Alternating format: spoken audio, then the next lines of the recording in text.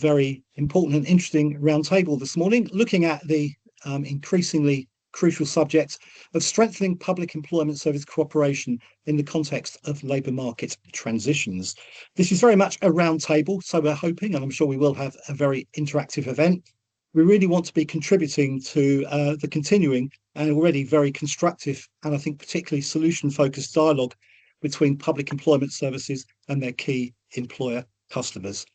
We see this morning as a really good opportunity to exchange insights from everybody participating in the event.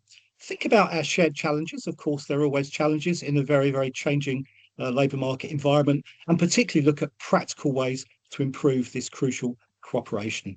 We'll be able to examine how public employment services can better support their employer colleagues in adapting to the changing workforce needs in a very, very changing world of work, so we can have a more resilient and inclusive system to provide the best possible service for our job-seeking clients.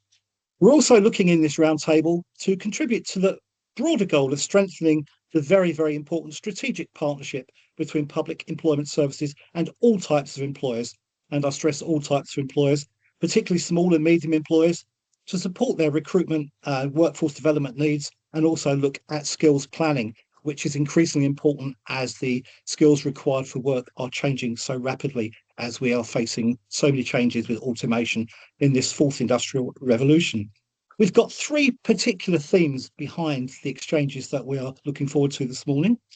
First of all, how can we really reinforce collaboration between public employment services and employers, particularly looking at the burgeoning and increasing assistance that public employment services can provide for employers, looking at human resource support, PES as human resource partners, looking how strategies can be evolved for better engagement to support specific target groups, thinking particularly maybe about experienced workers who could be needing to change their profile and their skills to be able to access new and emerging labour market opportunities, and then particularly as well strategies to facilitate the labour market migration of third country nationals to meet the needs of the European Union's labour market.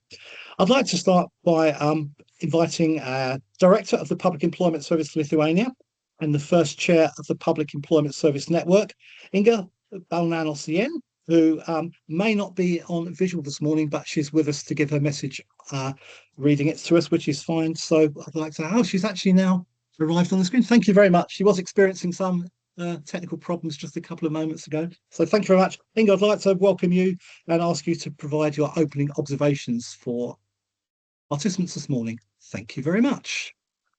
Thank you, dear Eamon, and thank you for this invitation.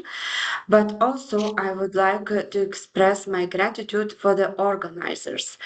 This topic is extremely important. So, dear colleagues and dear social partners, dear representatives of employers, it is my pleasure to welcome you to today's roundtable.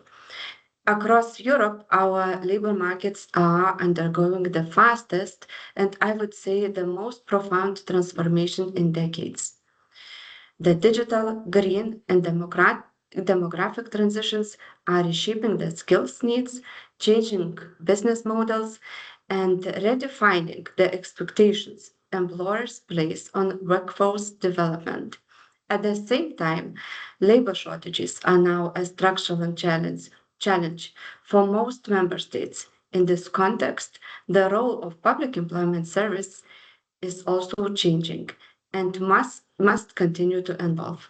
Today, we as PES are not only intermediators. We are increasingly becoming strategic HR partners in many countries for employers. We support companies, and I would like to highlight especially SMEs, not only in finding the candidates, but also in the planning, identifying upskilling needs, navigating job-to-job transitions, and building resilient teams capable to adapt to ongoing transitions. Employers need timely labor market intelligence, and it is also a role of PES. We speak about the data intelligence, the support in understanding of emerging skills, and guidance on developing talent pipelines as well. Our role is also expanding in another important dimension. PES, we now are becoming as mentors to many employers, especially when hiring young people, solving generation conflicts, integrating persons with disabilities, and also other groups needing more support. Inclusive employment does not happen by accident. It requires coaching, workplace adaptation, sustained communication, and trust, of course. Many employers, especially again smaller ones, need guidance on how to welcome diverse workers, how to build supportive environments, and how to retain them. PES can help employers become confident, inclusive recruiters, strengthening both social cohesion and also competitiveness. And finally, as labor shortages in many PES representing countries and also across the majority countries in the world, the role in shaping and also contributing to labor migration of PES is increasing. So we are responsible to build bridges among the talent pools and among the third country nationals when they are coming to our countries as well. The purpose of today's roundtable is simple but ambitious: to exchange insights, to listen to each other, and to identify practical ways to reinforce the cooperation so that PES and employers can jointly address Europe's evolving labor market needs. The PES network is committed not only to supporting job seekers and workers, but also to integrating employers' voices into our strategies and services. Only by working together we can build the union of skills, which is also political priority reflected in EU political documents for 2024 and 2029.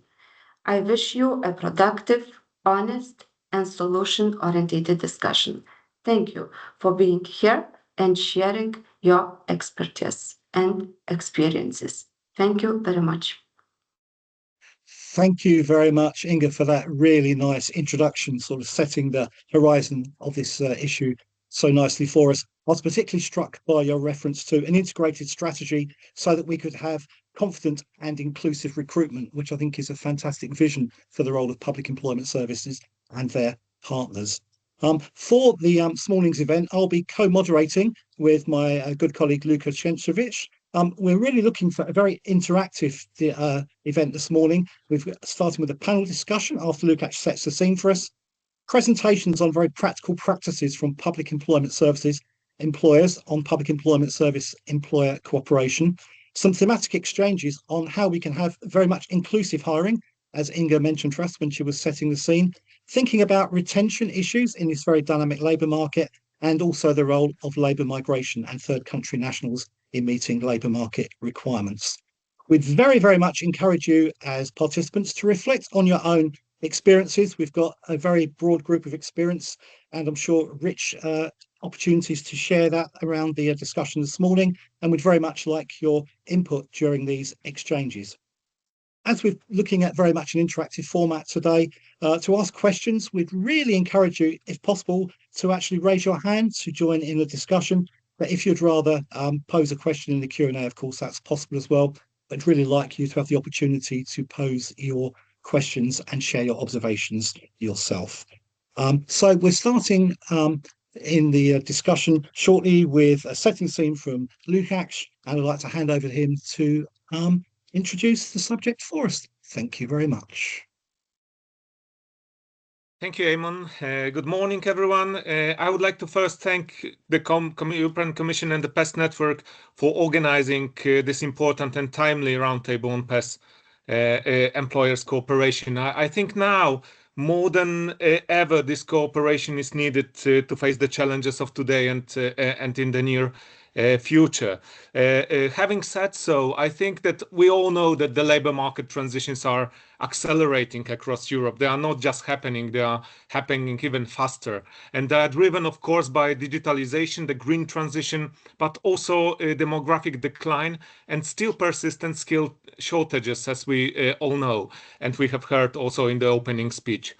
In this context, I would say that public employment services really play an increasingly strategic role in ensuring that the labor market is resilient and properly functioning. I think this cannot happen actually, or cannot be done without strong employers' engagement. PES capacity to anticipate employers' needs, translate skills intelligence into some actionable services is central to ensure that EU competitiveness remains strong and that we are following the social cohesion agenda. But this has to be done in strong cooperation. Having said so, the strengthening of employer engagement is for me not optional. It is a core function of modern public employment services. And as we know, it is fully supported by the European Commission through the PES network and the mutual learning program. PES are evolving, and they are expected to evolve into trusted HR partners for employers, especially SMEs, offering coherent, high-quality services, supporting recruitment, retention, but also upskilling, retraining, and workforce adaptation. This is often not the case although a lot of PES have done much effort and are successful, as we will hear today, in strengthening this engagement. I think there are still trust issues persistent, and we still need to strengthen this cooperation. So today's roundtable, I think, provides a platform for this, to translate this policy ambition that we have into practice by examining concrete cooperation models. I would say that if we will look at inclusive hiring initiatives to mobility pathways for third country nationals, and the objective of this, aligned with the Commission priorities, is really to identify scalable solutions that can enhance PES employer cooperation across member states and reinforce Europe's ability to manage structural labor market transitions. So I hope that we will have a lively debates and exchange of these ideas, and that we will learn a lot about the practices that can be transferred and scaled up across European PES. That's all for me for this moment. Thank you, and I hand back over to you, Eamon. Thank you very much, Łukasz. As Łukasz mentioned, the role of strategic partnerships is increasingly important. In that regard, we're very, very happy this morning to have the opportunity to perhaps consider this in a bit more detail, think about some of the innovation which is already very much helping us move this agenda on and meet the challenges. And of course, in order to think about how we can improve strategic partnership working, it's very important to get the perspective of public employment services and social partners. So I'd like to introduce you to our very distinguished panel this morning. We have Johannes Koff, who's the chairman of the executive board of AMS, the Public Employment Service for Austria. Ignacio Dureste, senior advisor for the European Trade Union Confederation. Valentina Guerra, who's the Director for Social Affairs and Training Policy of SME United, representing small and medium employers across Europe. And Anna Hatsirevich, the Senior Advisor for the Social Affairs Department of Business Europe. In moving into this important area, I'd perhaps first like to ask our panellists what their views are that in the context of ongoing labour market transitions, and all of the emerging challenges which we are facing, given that these transitions are becoming more frequent and in some ways more complex, what exactly does a strategic partnership between public employment services and our social partners look like in practice? And particularly in terms of making this a very practical and helpful proposition, how can both sides jointly anticipate and respond to evolving skills and workforce needs? Particularly thinking about how we can have the most effective access to training so that the skills base of our job seekers can keep pace with the labour market changes in this very dynamic environment. And perhaps I'd like to start by asking Johannes really if he could perhaps describe how he ideally would like to engage with employers and union representatives to engender increasingly proactive cooperation and to make these transitions, which are going to be more frequent for many citizens, as smooth as possible. Thank you, Johannes. Thank you, Eamon. I fear that we have to try hard not to sing all the same song today, because of course it is crucial to develop a employer service for a mature public employment service. In the beginning, where we all started, most PES, of course, focused exclusively on job seeker services, and only over the last decades or years for some of us, the second part of the market became clear, and we all started to work strategically with employers, of course. And this shift is key. That must be clear. First, in what does a strategic partnership look like in practice? First, of course, a very simple example is it's about targeted support through timely information. This is important. I'll give you two concrete examples. For instance, the Ukrainian displaced persons, when they start to come to our markets, we in Austria quickly adopted such tools as Alle Jobs. We gave information also to employers, not only to the Ukrainian people, where to find these people. We focused in our vacancy database, especially on Ukrainian people, for companies who wanted to hire these people to be in the first, I would say, go forward in the social sense, but then also because of a lack of skilled workers and to try to find them and so on. So they directly benefited from a broader visibility, also the employers, the first example. Second example is quite a recent one. In Austria, we have new rules for marginal employment. And of course, politics tend to inform the people that work within marginal employment contracts. But of course, this is also an issue for employer. So you have to find out where to put targeted information to the employers, because they will lose, in one or the other case, they will lose employees because of the new regulations. And then they need support in finding someone else who does the work and so on. So it's about, in fact, it's about timely information, targeted information. When you go on in a closer cooperation, of course, you have to support employers in improving job attractiveness. We are living in a time of demographic change, and and lack of skilled work in many regions. So it's about help for especially SMEs in improving their job attractiveness, to help to write the text for the vacancy, for instance, before they publish, because in small companies, they don't have the knowledge of how to do it nowadays. It's helping identify internal labor market potentials. This is also something many companies don't know. They give us vacancies where we maybe also have no unemployed person in a certain field, but we can go in the company and work together and find out if there is some interesting person in the staff already that could help a qualification, a training to upskill and then fill the need of skilled work. And maybe we can post another one to the company then. It's about offering training subsidies for especially, of course, certain groups like older workers, women, part-time employees, and so. And sometimes it's a question of resources, of course, but it's about guiding companies through qualification pathways. So all in all, it's a question of, I would say, the development of the public employment service and the development of our staff. Our employees are, I would say, are the core strength in that field. So it's also a question of training and education to help our advisors to become highly solution-driven advisors and trusted partners for the company. I would say this is the first approach, and it's a journey, not something that goes very quick. Thank you.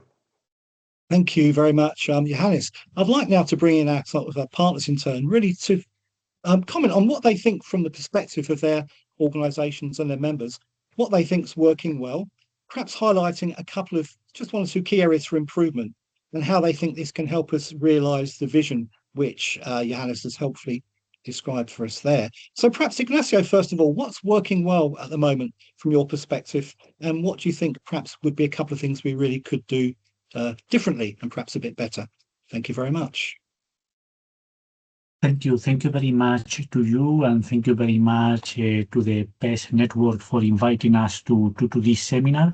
Well, firstly, I wanted to say that we very much agree with the drivers of transition in the labor market, which have been identified in the keynote speech. We believe that this topic is extremely relevant, the idea of strengthening employers' engagement, and I welcome very much the fact that references have been made also to social partners, not only to employers' organizations, because we believe that this is a perfect win-win example. It is interesting strengthening this partnership for employers so that they can access the workers that they need in their companies, in the sectors, but it is also an avenue into quality employment for workers. So whereas our approach, of course, is more perhaps rights-oriented, there is, of course, an economic case for strengthening this engagement and many synergies for the employers. What I wanted to say is that we believe that for the public employment services to be a reliable partner for employers, for social partners, as it is stated in the title, they should be strong. And for this, we need well-resourced public employment services, because they are essential when it comes to implement active labor market policies, and also to run effective outreach strategies. References have been made to the fact that we are in a situation of labor market shortages, so the public employment services should redouble their efforts to go where potential workers are, and for this we need outreach strategies, and this costs money. And these outreach strategies should be effective so as to guarantee that we are integrating under quality conditions vulnerable groups in the labor market.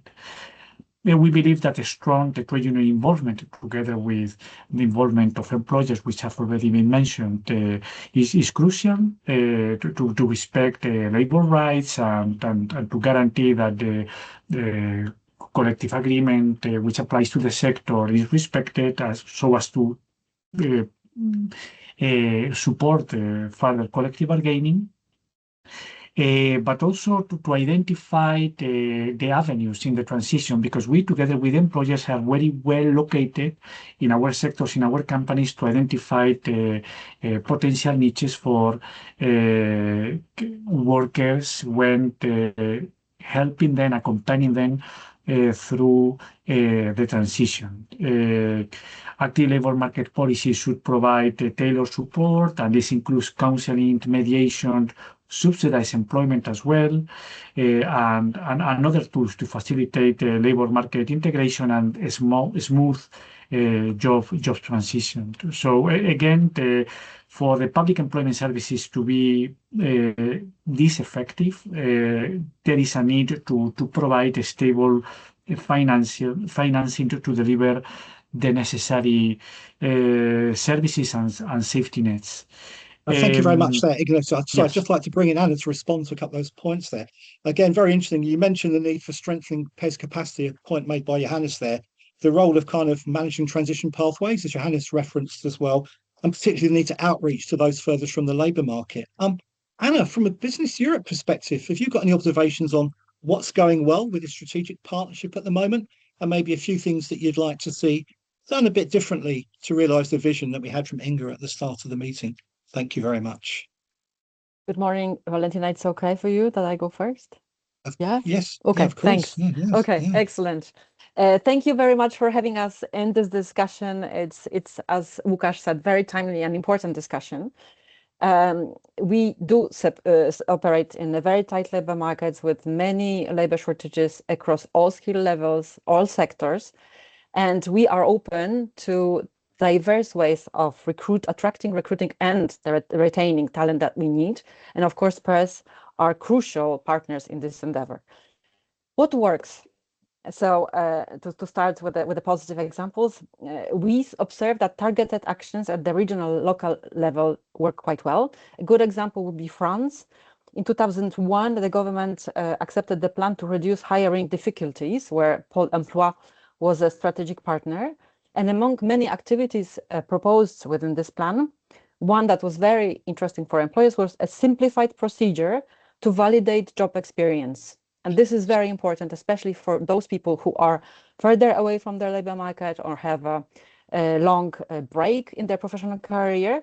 And it brings them indeed to employers, and we know what they can do. So this is very important. Another practice that works fine, it's supporting when recruitment is completed. So support of PES in their retention efforts, because it's not only when we get somebody in the enterprise that it's success. It's the success when someone stays and for longer and becomes productive. A good example would be from Sweden, sectoral approach in the agricultural production, the food industry, and forestry.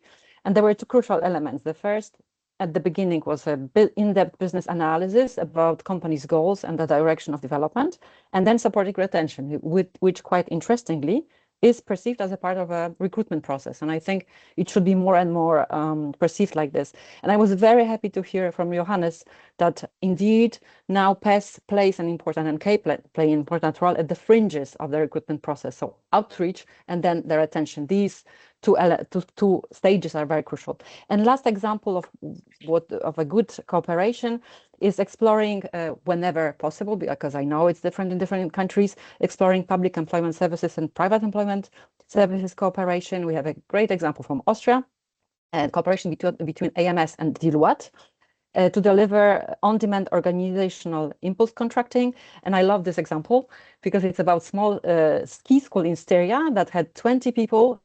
In the season, they had up to 50.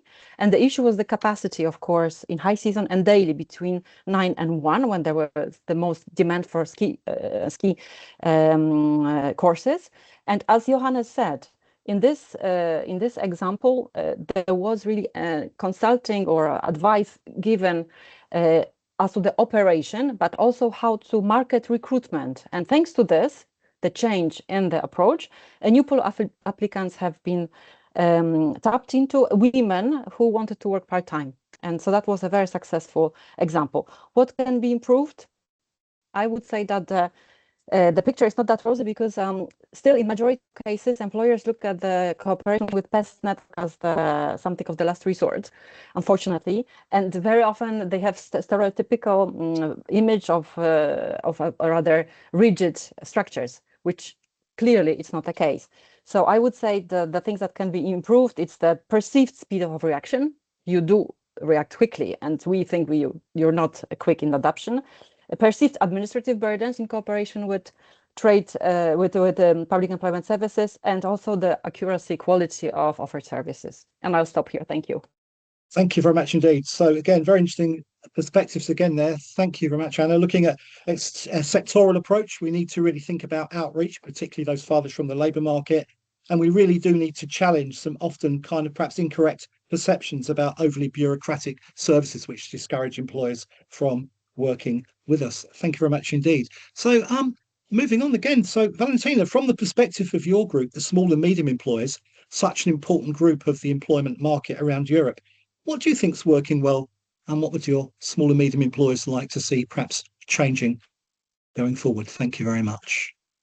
Thank you, Iman, and good morning to all of you, to the participants to this mutual learning webinar, and thanks for inviting SM United to contribute to this very important discussion that connects very well to the annual conference where we took part probably 2-3 weeks ago. So I would like to restate the very important role that public employment services play for SMEs as employers.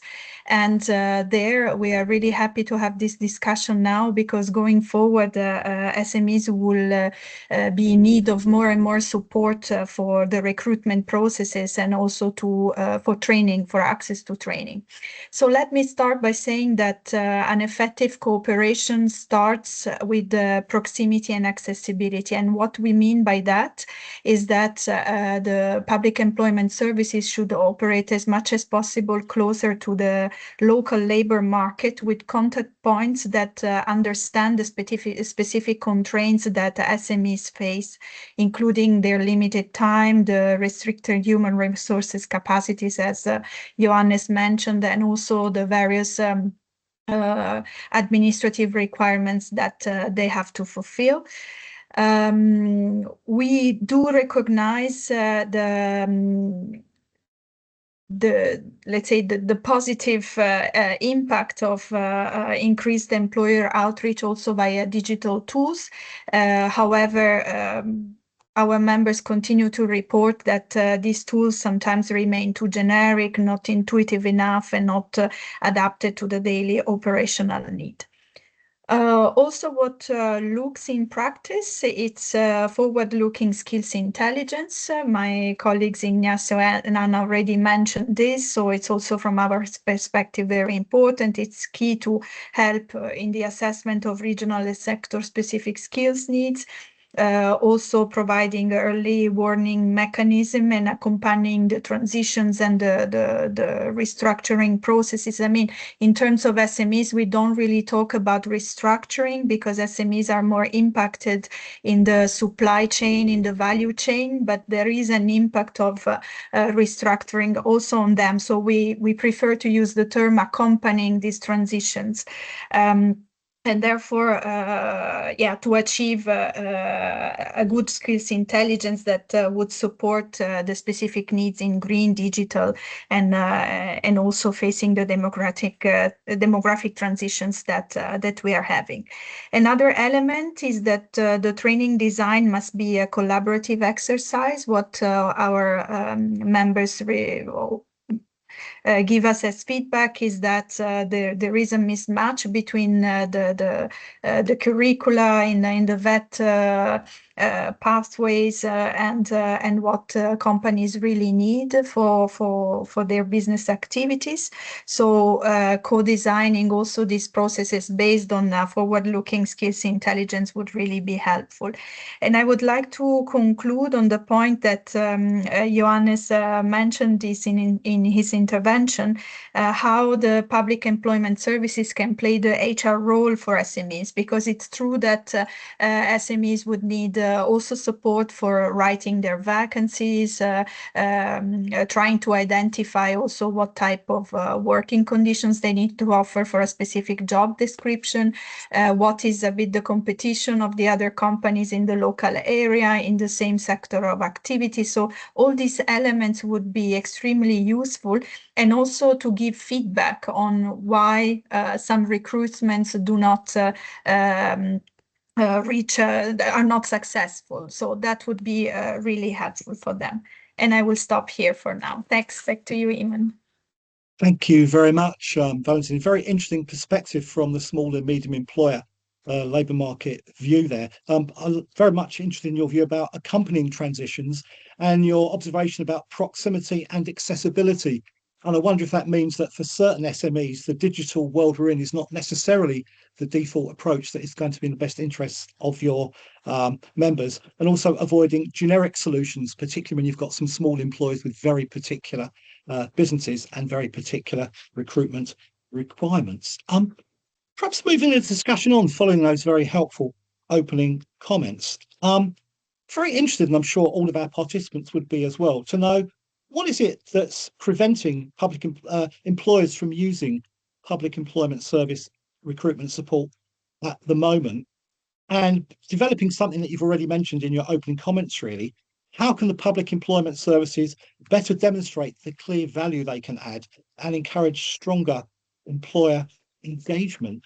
So perhaps maybe, Anna, if I could bring you first in on that, if I may, actually. So any more observations you've got on what it is really in a bit more detail that prevents your employers from using the PES, and how can they, the PES that is, demonstrate their value more clearly to employers around Europe? Thank you very much. Okay, thank you very much. I think that probably the answer is quite simple, because it's somehow it's a continuation of our already signaled challenges by Valentina and myself. So we still need to promote modern image of public employment services, and it will probably vary depending of the national circumstances. What does this mean? Employers need to know that PES offers services that are tailored to employers' needs. And as Valentina said, taking also into consideration size of enterprise, its actual maturity level, the stage, situation of the market, that they offer a wide range of services. And I think that still, in general, this knowledge is missing that they can provide the services at the beginning of the recruitment process. So to kind of do the audit of the HR situation, help in writing job vacancy ads, outreach activities, maybe brainstorming around the recruitment or process as such, and also at the later stage, so the onboarding, sales, skills development, retention. That we need to also be known, it need to be made known that PES are thinking out of the box. They can adopt their solutions. They can quickly adopt, tweak what it needs to be tweaked, and they react with agility. But also that they are open to cooperate with different partners. And different partners means a variety of partners. Very often it's PES, civil society organizations, whereas there are social partners at different levels. There are institutions, social security or social services institutions, again, different setups in different member states. I would say that also establishing direct and regular contact with employers is important, to be really the sales meetings, a pitch. So you present yourself, what you have for us, and what does it entail, with examples. It is good to establish multi-institutional cooperation, so strengthening the links between public employment service, local authorities, representative of companies, and training organizations. That increases the efficiency of action. And the last point would be to map obstacles in effective cooperation. And it can be with different partners, but it also can be, for example, with private employment services. We have an example from the Netherlands, when there's a problem with privacy legislation and sharing the data, access to data, as also the procedural layout of the process of cooperation, which extends the time of reaction. And I'll stop here. Thank you. Thank you very much. Very interesting. So I think you're, again, reiterating your point, Anna, that recruitment and retention are intrinsic to each other. Onboarding support can be very, very helpful, if not essential, for successful transitions. Very much the need for tailor-made services, and looking at both a kind of geographical perspective and a sector one as well. So there's a spatial dimension, but also an occupational sector aspect to all of this. Valentina, from the very specific small and medium employer perspective, any views you've got on how you can address what prevents your employers from using the public employment services, and how PES can better demonstrate the value to SMEs? Thank you very much. Thank you, Iman. And yes, in continuity to what I've been saying, I would like to reiterate the complexity of procedures. Many SMEs experience the PES processes as too time-consuming, too burdensome, and sometimes also insufficiently adapted to the reality of their limited human resources capacities. So communication efforts are key, and also providing clear information there. Also, the matching services are sometimes perceived as slow and insufficiently aligned with the specific roles that SMEs require. So sometimes SMEs, they actually need practical, immediate solutions, and the waiting times reduce also their willingness to engage. There is also a misalignment that can be signaled about the training offerings and the actual needs of the companies. This is what a bit said in my previous intervention.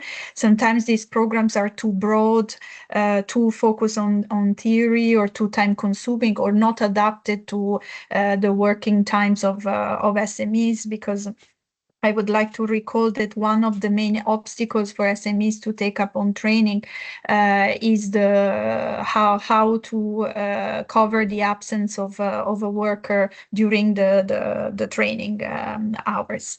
So how to overcome a bit these challenges? First of all, we recommend to demonstrate the clear added value of the public employment services to strengthen the SME engagement, and this requires faster matching, practical assistance in recruitment, and reliable guidance. Also, a more SME-friendly approach, for example, to make simpler procedures and providing clearer information. And for this, we have actually advised the creation in the public employment services of a specific service, or maybe not a full department, but a contact point specifically for SMEs. We really think that this would pay off in the future. And then another recommendation that we would like to put forward is to involve the social partners in the governance of the public employment services, so employers and also trade unions. Because we see that in the countries where this exists, actually there are less issues in the matching in the labor market, and we can really see a reinforced role for the public employment services. One example is Austria, where we know that the social partners are involved in the governance. Thank you, Imon. I will stop here. Thank you very much indeed, Valentina. Very interesting. So again, references to trying to make the support for employer customers as transparent, as simple as possible. Maybe specific contact points for particular kind of sectors, such as SMEs, and the key role of partners in building a strategic partnership. Ignacio, please, could we have your view from a trade union perspective about what you think could be done to kind of encourage more use of public employment services to support the recruitment agenda, and perhaps how PES can show more clearly to your members exactly how they're doing a good job in this regard and encourage more use of public employment services generally? Thank you. Thank you very much. Well, I wanted to say that I very much agree with many of the things which have been said by Valentina and Anna, and the role of public employment services on all the services in order to integrate workers in the labor market that I mentioned in my previous intervention are at the very core of the priorities of trade unions across the European Union. Social partners in many countries take part of the board of public employment services, sometimes also take part of the board of partnerships between the public employment services and private companies delivering these services. So we understand that public employment services are very much services of our own as workers and trade unions, and we are very proud of that. The public employment services were severely weakened by the budget cuts after the crisis in 2008 and the wrong response which was done for this financial crisis. And in many countries, public employment services have not fully recovered from those cuts. So when we are talking about, okay, how can the public employment services become more attractive, more useful for employers and for workers? Well, we believe that a service that is perhaps in some countries underperforming because it's not enjoying the resources, being them financial or human resources that they need, maybe at the very core of this shortcoming. Again, we believe that there is a need to improve outreach. We have many workers which are unemployed or in a situation of inactivity for many different reasons, and solutions should be provided for every single of these persons. And we believe that outreach strategies are extremely important, particularly to achieve those workers who perhaps are farther from the labor market. It may be easier in terms of cost and effect to engage with those workers who are unemployed or inactive, but still maintain a link with the world of work. But we believe that also strengthening outreach strategies to those who are farther from the labor market are crucial in this context. By the way, I agree with something that Anna said on the need to, of course, engage with employers, with social partners, but also with a broader group of organizations, including civil society, training providers. We believe that this is key. Particularly if we are talking, for example, about vulnerable groups like migrant workers, young people, etc., workers with disabilities. So we need to engage with the civil organizations which are engaging more closely with these populations. And I also wanted to comment on something that Anna said, a very legitimate point coming from the employers on the public employment and private provider partnerships. This is indeed a reality across the European Union. In many countries, these partnerships are monitored with collaboration between the public employment services, employers, and trade unions. And we believe that this is a best practice for these private and public employment services. This said, we have questions about that because at the end, when we are channeling public funds to private companies with interest to make profit, perhaps we may not be addressing the specific needs of the public employment services. And I stop here. Thank you very much. Thank you very much indeed. Again, very interesting observations, Ignacio, particularly about funding. And again, the theme running through our discussion this morning that some of the people most needing kind of in-depth interventions are those farthest from the labour market. And that's all about outreach to make sure they're aware of the recruitment opportunities available through public employment services. Johannes, there's some evidence from the data that the actual share of vacancies handled by public employment services around Europe appears to be perhaps slightly decreasing. Now, I think I'd actually qualify that comment that actually assessing public employment service vacancy share is probably one of the most difficult things to actually establish from any kind of data. It's very complicated, but perhaps assuming there might be, certainly in some member states, a slight decline in that. Do you think this is a result of labour market changes, perhaps changes in job and occupational design? Is it something to do with the growth of the platform economy? Is it technological changes, more people can actually access recruitment opportunities directly, or other reasons? So what's your perspective on this, really, from where you are, perhaps in your organisation? Thank you. Thank you, Eamon. First, I don't know the databases for that decrease. We haven't seen it in Austria. When I started in 2006, we had a vacancy share of 28%, and now we are above 50%.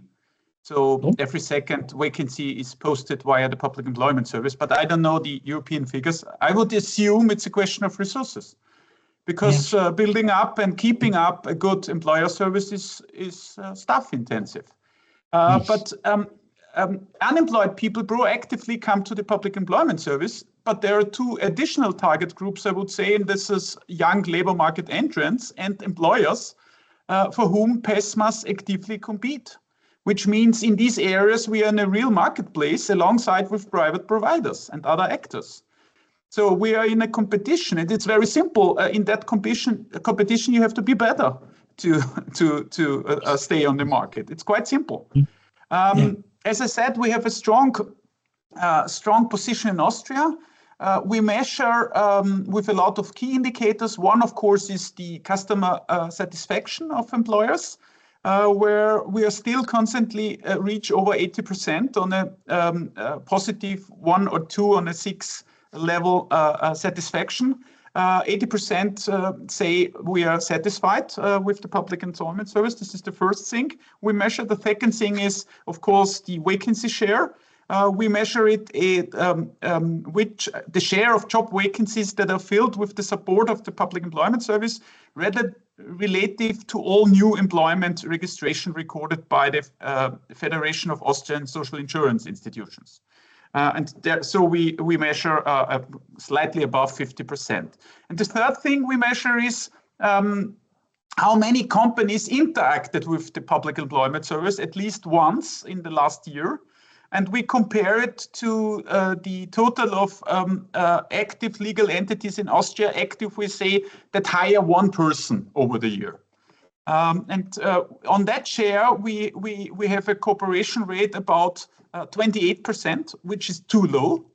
But it's quite hard to focus on employers that over the years, every 5 or 10 years, they're searching for someone. So it's not easy to focus on especially the small ones. So with the big companies, we work together with nearly all of them and also the medium size. So it's really a question of, in most cases, the issue is quite simple. They do not think of approaching us. This is not reluctance, it's more a lack of awareness. So it's also about advertisement. It's also about proactive outreach is possible. We have a yearly annual business tour where we visited, it's always in spring. Of course, we have company visits all over the year long, but we have a focused action period of about a month in June, where we visit more than 12,000 companies this year. And this is one of the central tools where we work together. It's quite simple. We need the second share of the market to become a better public employment service. So I don't see that there is an alternative. Thank you very much indeed. It's very interesting observations. I was particularly taken by the importance of actually performance metrics and reviewing all your transactions with employers to look at what works and how you can evolve services going forward. Marketing and proactive approaches. And I think your observation about SMEs, and I saw Valentina very much nodding there, actually. People who only work with a recruitment organisation, any recruitment organisation, only occasionally, there's a different kind of customer relationship there for very obvious reasons. Moving on to our one final question, actually, before bringing in the wider roundtable group to perhaps pose their questions to all of you. There's been increasing discussion in the last couple of years that the public employment service offering might be expanded to include more HR support and more of an HR partnership role, particularly the small and medium employers who perhaps don't often have their own in-house HR capacity and capability. And I wondered whether our panel had any particular views on how concrete approaches to HR support, or perhaps digital tools, but particularly onboarding support and HR offerings, could encourage more use by employers of public employment services. I think, Valentina, I'd very much like to ask you that first, really. Do you think that your members would be more likely to use PES services if there was HR support available? And maybe just a couple of observations on the type of HR support that your members would find interesting and attractive to them. Thank you very much. Thanks a lot, Iman, and clear reply is yes to your question. And definitely the services that would be much appreciated are clear vacancy portals, fast matching functions, using the digital tools also to make these tasks, these HR tasks easier for them. And then also there would be other HR type of tasks that would be much valued. For example, how to prepare onboarding for new staff, assistance in dealing with the administrative procedures, the supporting the integration of new workers, receiving guidelines on that, how to shorten a bit the recruitment periods, how to ensure successful placements, and also sometimes, for example, imagining someone who's been out of the labor market for a long time, how to do this reintegration step by step, also by putting some coaches that could, or mentors that could actually accompany the person in the company. And then also supporting the upskilling solutions that address the skills need of the specific SMEs. So these are all HR services that would be much appreciated, to which I would like to add that, for example, co-developing modular training that involve public employment service, the VET providers, and also the SMEs representative can ensure the higher take-up of upskilling for workers and the entrepreneurs themselves. And then I would like to conclude on a point that Johannes mentioned, the proactive outreach that needs to go both ways. It's true that there are some small companies, micro companies that do not reach out, and then we need to create more reach out possibilities for them, and going both ways. So it will be also our work to discuss more with the members and how to make sure that there is a better reach out on the side of SMEs to the public employment services. Thank you. Thank you, Valentina. Johannes, very interested in your view. I mean, I know AMS already do a great amount of engagement with employers and offering many services. I think Valentina's given us an interesting challenge of even doing a bit more, actually. So I think everybody's mentioned capacity and funding. So have you got any reflections on expanding your support in terms of HR assistance for employers, doing even more than you do at the moment? Is it possible? Thank you. The first thing I'd like to point out is one more idea. It's also a question of having a good databases and a good data warehouse. Because in many countries, public employment services doesn't even know which employer hire how many people to find out how good is your share. I can print out right now a list of all employers in Austria that hired more than 10 persons last year and was not in contact with me. I have that data, so I can send my colleagues and my advisor to these companies. And so it's also a question about knowing your market, of course. This is the first thing. The second thing is, I'd like, Anna already told an example from Austria. Thank you, Anna. And this is the so-called impulse counseling. It's our premium product, I would say.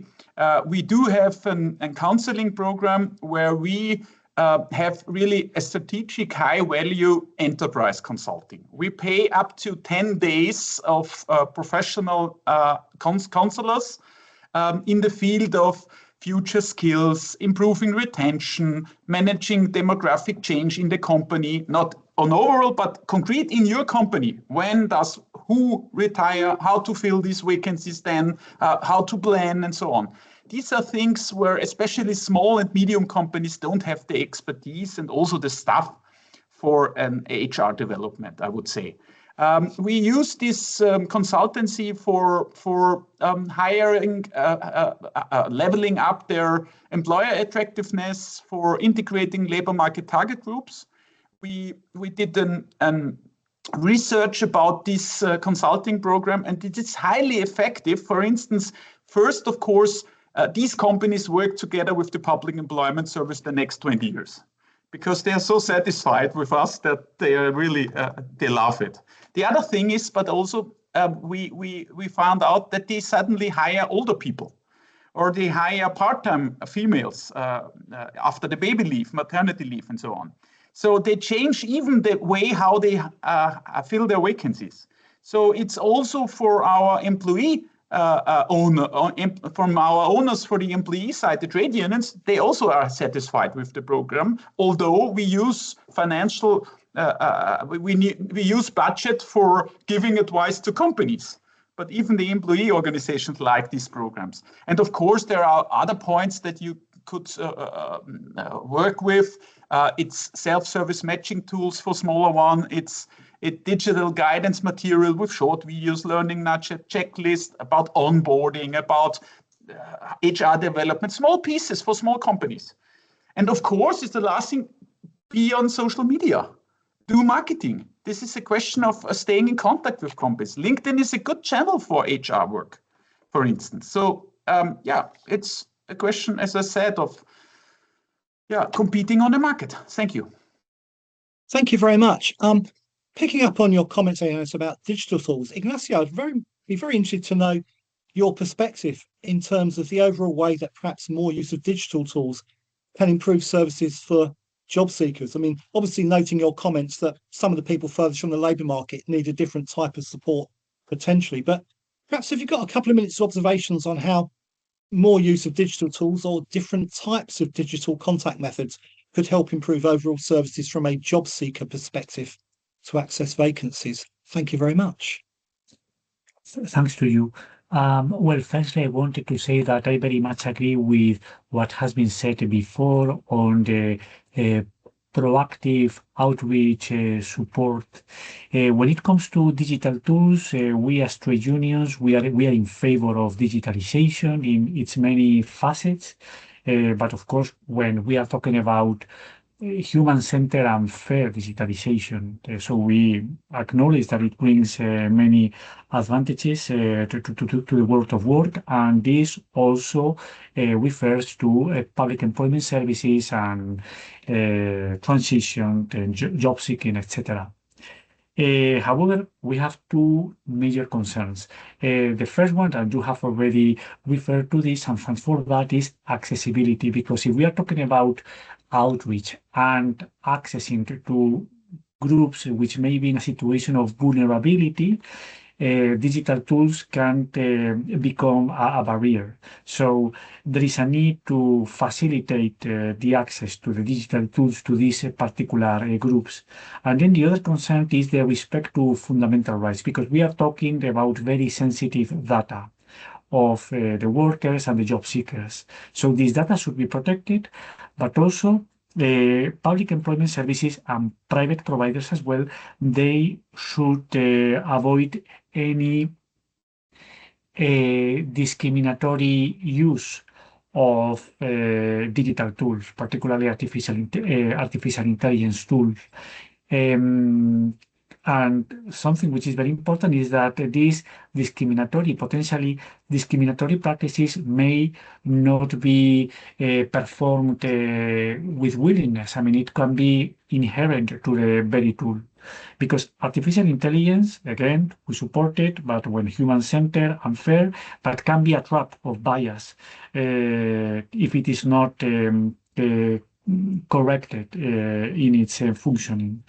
Then the use of digitalization by public employment services should be a supporting tool for the work that they are already doing, and this should not become a diversion of existing funds or potential new funds that they may receive, because again, we want to make a strong case on the need to provide human resources and financial support to the public employment services. And of course, it goes without saying, we would disagree with the use of artificial intelligence as an excuse to lay off the staff of the public employment services. Thank you very much. Thank you very much, Ignacio. So sort of obviously digital solutions can be extremely helpful. We need to be very mindful of inadvertent bias, make sure that data is protected, and ensuring that digital solutions encourage more use of employment services and don't exclude some of the most vulnerable clients on the labour market. Anna, as well as mentioning digital contacts, Johannes also mentioned onboarding. Do you think there's a role for public employment services in doing more to assist the onboarding of job seekers when they are first recruited into companies and integrated into the labour market? Particularly, I think, as we know, that long-term unemployed people are most at risk of falling back into unemployment immediately after they're transitioning to work. So can PES help your members overcome that potential obstacle? Thank you very much.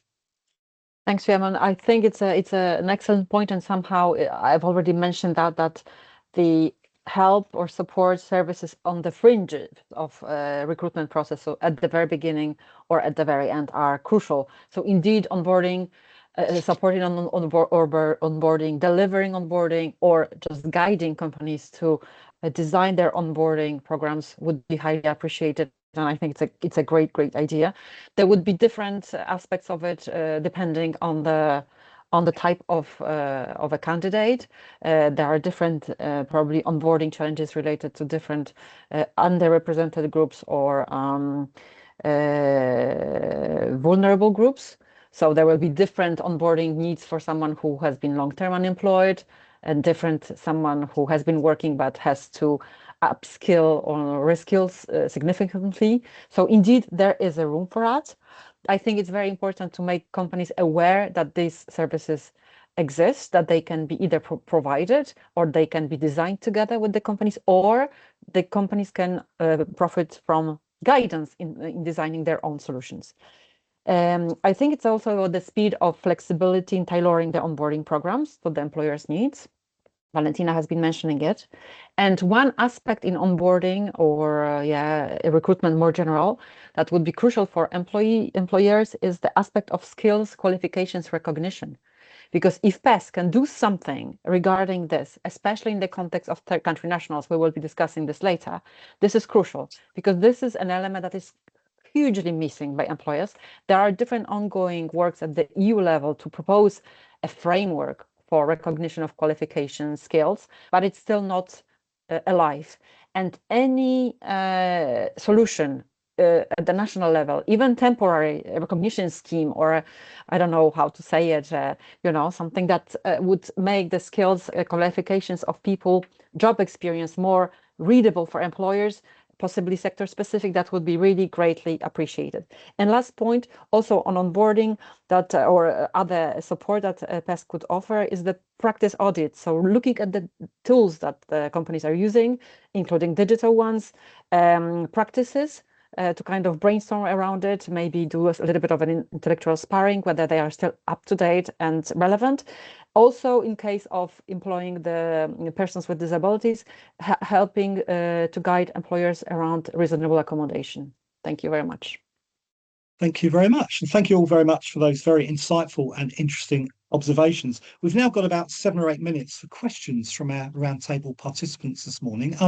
Would anybody like to raise their hand to join the discussion and share with us any questions they've got for any of our panelists, or perhaps anything that struck them during the discussion so far this morning? So any burning issues anybody wishes to share with us, or something that's very much been prompted by our interesting discussions so far? Anything there people want to offer? And perhaps while you're all thinking about that, there's one question that occurred to me actually while I was listening to all of our panelists' very interesting comments. We talk a lot at the moment about co-designing services across the public sector, but particularly in public employment services. Perhaps Johannes, actually, do you think there is more of a role for employers in co-designing services going forward with public employment services?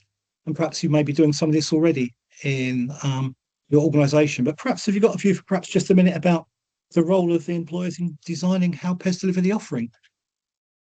Thank you. Before bringing Anna in. Thank you. Yes, of course. I mean, there is enough room for improvement, and in developing new services, new IT tools, new advice, subsidies, everything. Of course, within the EFQM model, you always have to integrate your customers in developing new services. It's easier in that member states where social partners play a strong role and are also representative for the whole employers or the whole trade unions. Of course, then it's more easy to integrate the two sides of the market, because you have representatives with high knowledge and they really help you in developing. So in Austria, we always say we have 3 owners in the public employment service. It's the state, of course, but it's also employees representative and employer representative. It's quite easy to organize the dialogue. We recently, just this weekend, we launched a huge new platform for the online services to unemployed people, where about 600,000 people use it over the year. And of course, we had a lot of focus groups, many practical work on developing the services and also the understandable and self usability and so on. It's a question of better performance if you integrate the users in advance before developing. Thank you. Yeah, thank you. Yeah, no, thank you very much, Ernest. And we've got only a couple of minutes left, but perhaps Anna, I see your hand raised. So what would you like to share with us? Thank you. Yeah, I would like to just ask the question for PES people out there participating. What would you need from employers, or what would your cooperation with employers easier? Because this is also good for us to learn. Thank you. So, I mean, whether any of our participants would perhaps just like to conclude this part of the discussion with one summary of maybe 3 or 4 things you particularly would like employers to do also to assist you in your important work. Or perhaps Johannes, if you could wrap up for us on that. So what is it that employers, we've heard a lot from our partner colleagues about what they would like from you, but what would you like from them? Perhaps a nice way to finish our discussion this morning. So perhaps you'd be so kind to give us 2 or 3 minutes of what would make it easier from your perspective to even do better work than the great work you're doing at the moment. So thank you. I was too long already, so it's just one sentence. I would say demand excellence, but ensure or support your PES with adequate resources. I mean, it's easily to talk big if your pockets are full. So it's really a question of having enough resources because also for the employee side, we heard about the wish of anti-discrimination work. We heard about personalized advice. The best would be lifelong guidance for every person on the labor market. We heard about helping companies finding third country nationals. It's not easy to build up a system where you support companies in finding third country nationals and so on. It's everything is a question of resources. I'm sorry, it's that simple. Thank you. Thank you. Manuela, please. Thank you. We're delighted to hear your comments or perspective. Thank you very much. Thank you very much. What I wanted to say, what we would need, I am the CEO of a social business here in Austria. You will hear about that afterwards. What I would say we need more from the companies is that they took over the supports we offering them. They have to be more open to see what unemployed people can do for them, can be a good worker, and they have to be open to new kinds of career path. It's not linear more. And so that's what we are working with them in our counseling, in our advices, that they see it is also possible to have new kinds of career paths. And that could also be a very good impact for all companies.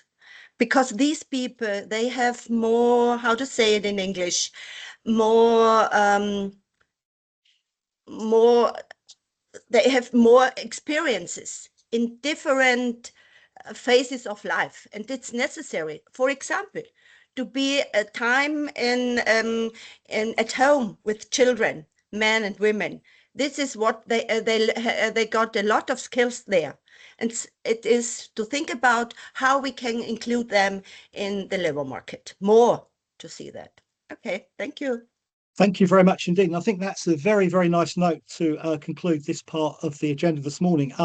Innovation can be quite random, and from a labour market perspective, it can be quite destructive, can't it? Hopefully in a creative way as we move on. And of course, careers are increasingly not linear at all. So we need to be very aware of that perspective and develop services to deal with it as best we can. I'd like to very much thank all of our panelists again for your fascinating and very honest and open interventions, which were very, very interesting. And now I'd like to, perhaps building on all of the points you've made so far, hand over to my co-moderator, Lukács, and we're going to look in a bit more detail about specific practices to meet the needs of particular target groups. Thank you very much again for your comments. Thank you, Eamon. Yes, very interesting discussion indeed. I would say that if it will be continued throughout the day and during this session, and I'm quite sure that this is the moment we've all been waiting for, in a sense, because we will hear evidence from the ground, from some practical examples from two practices of PES employer cooperation, aiming to address the hiring and retention of job seekers from specific target groups. We will hear from two examples from Austria and France. First, I would like to introduce the presentation from PES Austria and Arbeit Plus, which is a part of ENSI, and introduce the speakers. We will hear from Katharina Luger, who is the Deputy Managing Director of PES Vienna and previously has been working at the Austrian Ministry of Labour for over 14 years. And also Manuela Vollmann, which we have already had a chance to see, the founder and CEO of ABC of Austria and a leading expert in labour market policy and adult education. Manuela, as mentioned, is also chairwoman of Arbeit Plus Austria and vice president of European Network of Social Integration Enterprises, ENSI. I would just like to remind the speakers about the timing, and we are looking forward to a very interesting presentation. Katharina and Manuela, the floor is yours. Thank you very much for giving us the opportunity to give a short practice input. I hope we will manage to be brief. And next slide, please. I'd like to start from the PES perspective, how the long-standing collaboration with Arbeit Plus came to be and why it's still relevant for us today. As you can see here on this slide, it starts in the 1960s. Austria had a relatively stable labor market until the 1980s, and then unemployment began to rise. And new innovative methods and ways of how to deal with this rising unemployment had to be sought out. And the ministry, as the PES was at that time part of the ministry, made an amendment to the Labour Market Promotion Act, and a whole lot of innovation, so-called experimental labour market policies, began to pop up all over. And the ministry sought to have one voice in this multitude and fostered an umbrella organization and gave a grant to this umbrella organization. And then we cut to the next slide. And the Labour Market Administration was no longer part of the ministry, but became, as Johannes already said, an entity of its own, an entity that has both the government, the employee organizations, and the employer organizations. And the instruments that were developed became codified, and the umbrella organization was still relevant because together we had this phase of experimentation. We had now a phase of consolidation, and we still have a phase of innovation together, of determining what is needed on the labor market. And as our target groups grew, because we have now people with means-tested minimum income, we had an invalidity pension reform. We had the refugees arriving and being now target group for the PES. And this collaboration is only strengthened because they are both our project partners, but they are also employers. And together we can develop ideas and frameworks and specific interventions that work for us and work for the Austrian labor market. Now your turn, Manuela. Thank you very much. Yes, thank you to be part of this roundtable discussion for this really particularly important issue, I would say. Thank you. Yeah, thank you, Katharina. And now I tell you something about this organization. We call it Arbeit Plus Austria. It is, as Kathi said already, an umbrella organization in Austria for non-profit work integration social enterprises, called WISEs. Arbeit Plus was founded in 1985 with the goal to improve the framework conditions for WISEs in Austria. And today we have is a network about approximately 200 WISEs who offer personalized counseling, advice, courses and temporary employment. The target group consists of long-term unemployed people or those at risk of long-term unemployment due to factors such as formal education, health issues, discrimination, or structural barriers on the labor market, like, for example, lack of childcare. The activities, next slide, please. The activities of Arbeit Plus are quite diverse and include in communication and lobbying with political partners, networking and knowledge transfer, both within the network and with other organizations, for example, on the European level, like ENSI, we are part of ENSI, and public relations activities to raise the awareness about the challenges facing by our target groups. And the close cooperation of Arbeit Plus and the AMS in Austria exists since 1994, as Katharina said, when the AMS got an independent institution here in Austria. The basis of this long-standing cooperation is the common goal of an inclusive labor market, are the regular and institutionalized exchange meetings on the national, but also on the regional or local levels. Those meetings allow both parties to discuss challenges, labor market challenges, and develop solutions through new policy, labor market policy, and programs and projects. For example, the projects we will, Kati and me, or Katharina and me, will then present to you as examples. One is the competence check, and the second is step by step. Please, the next slide. I start with a competence check for refugee women. It was developed by my own organization, my social business, ABZ Austria, together with other training institutes and together with the IMS, but also funded by the IMS. Refugee women, you know that, face particular challenges on the labor market. The goal of the project was to assess both formal and informal skills, and the goal was to empower and support participants in the labor market integration.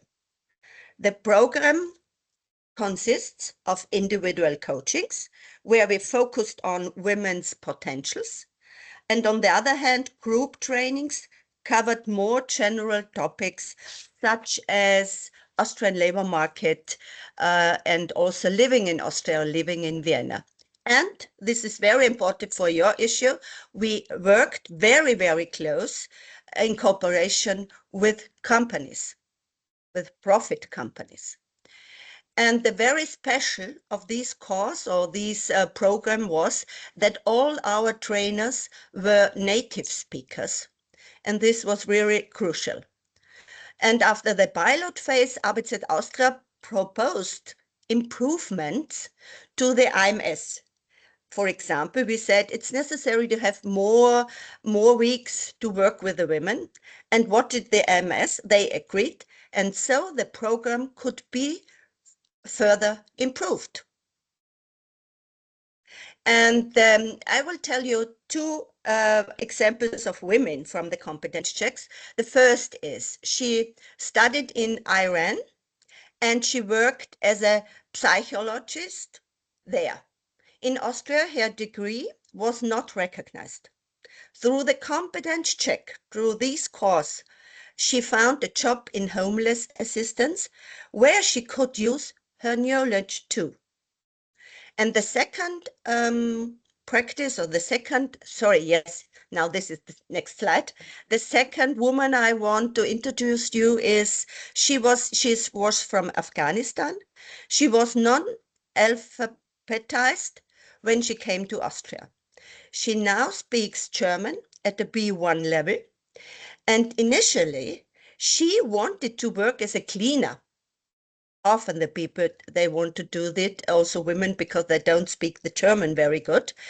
Initially, she wanted to work as a cleaner. However, our trainers discovered that she always dreamed to owning a restaurant and encouraged her to do so. She now manages a Persian restaurant in Vienna together with her family.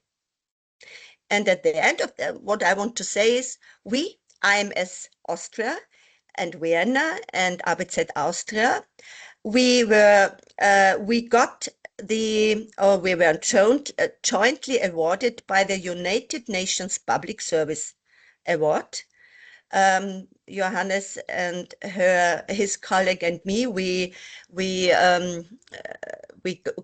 went to Baku to took over the prize, and it was really a great honor. And what I wanted to say with this award, it recognized the project's the innovative character. And the innovative character is very, very in the cooperation between our Austrian AMS and also our umbrella organization. Katharina. You're muted. Katharina, you're mute. Sorry. On the one hand, we have a demographic change and a shrinking labor market potential of people actually being able to work. And on the other hand, we do have people who are long-term unemployed. Most of these people who are long-term unemployed do have other, let's say, hurdles to overcome. So the Public Employment Service Vienna, together with several stakeholders from Arbeit Plus, developed step by step a project which allows people to gain confidence to maybe work. And if this work doesn't work out, come back into the project and receive counseling, upskilling and training again. The target group of this project are people that are already have more than 5 years of unemployment, incidentally often have high unemployment benefits, so a rather, unlucky combination, or who do not want or are not able to work full time. And our case study from this project is we do have several people who already achieved employment and sustainable employment on the first labor market. But I picked one case study. It's a male. He was 53 years old when he entered into the project. His last employment was 12 years ago. He had an apprenticeship qualification, but that was a long time ago. He had health problems because of epilepsy, and he had already financial difficulties considering his rent. And he entered into the project in February of 2024. We have fast lanes both to health counseling and to other institutions, and he got psychotherapy. He got financial counseling through the project. They helped him with his application for rent benefit, and he got a training job inside the project and then a transit job inside the project. And then in November of 24, he got his first employment as a caretaker. This failed. Unfortunately, he had the chance to re-enter seamlessly into the project, and since February 2025, he again has a full-time employment as a janitor on the first labor market.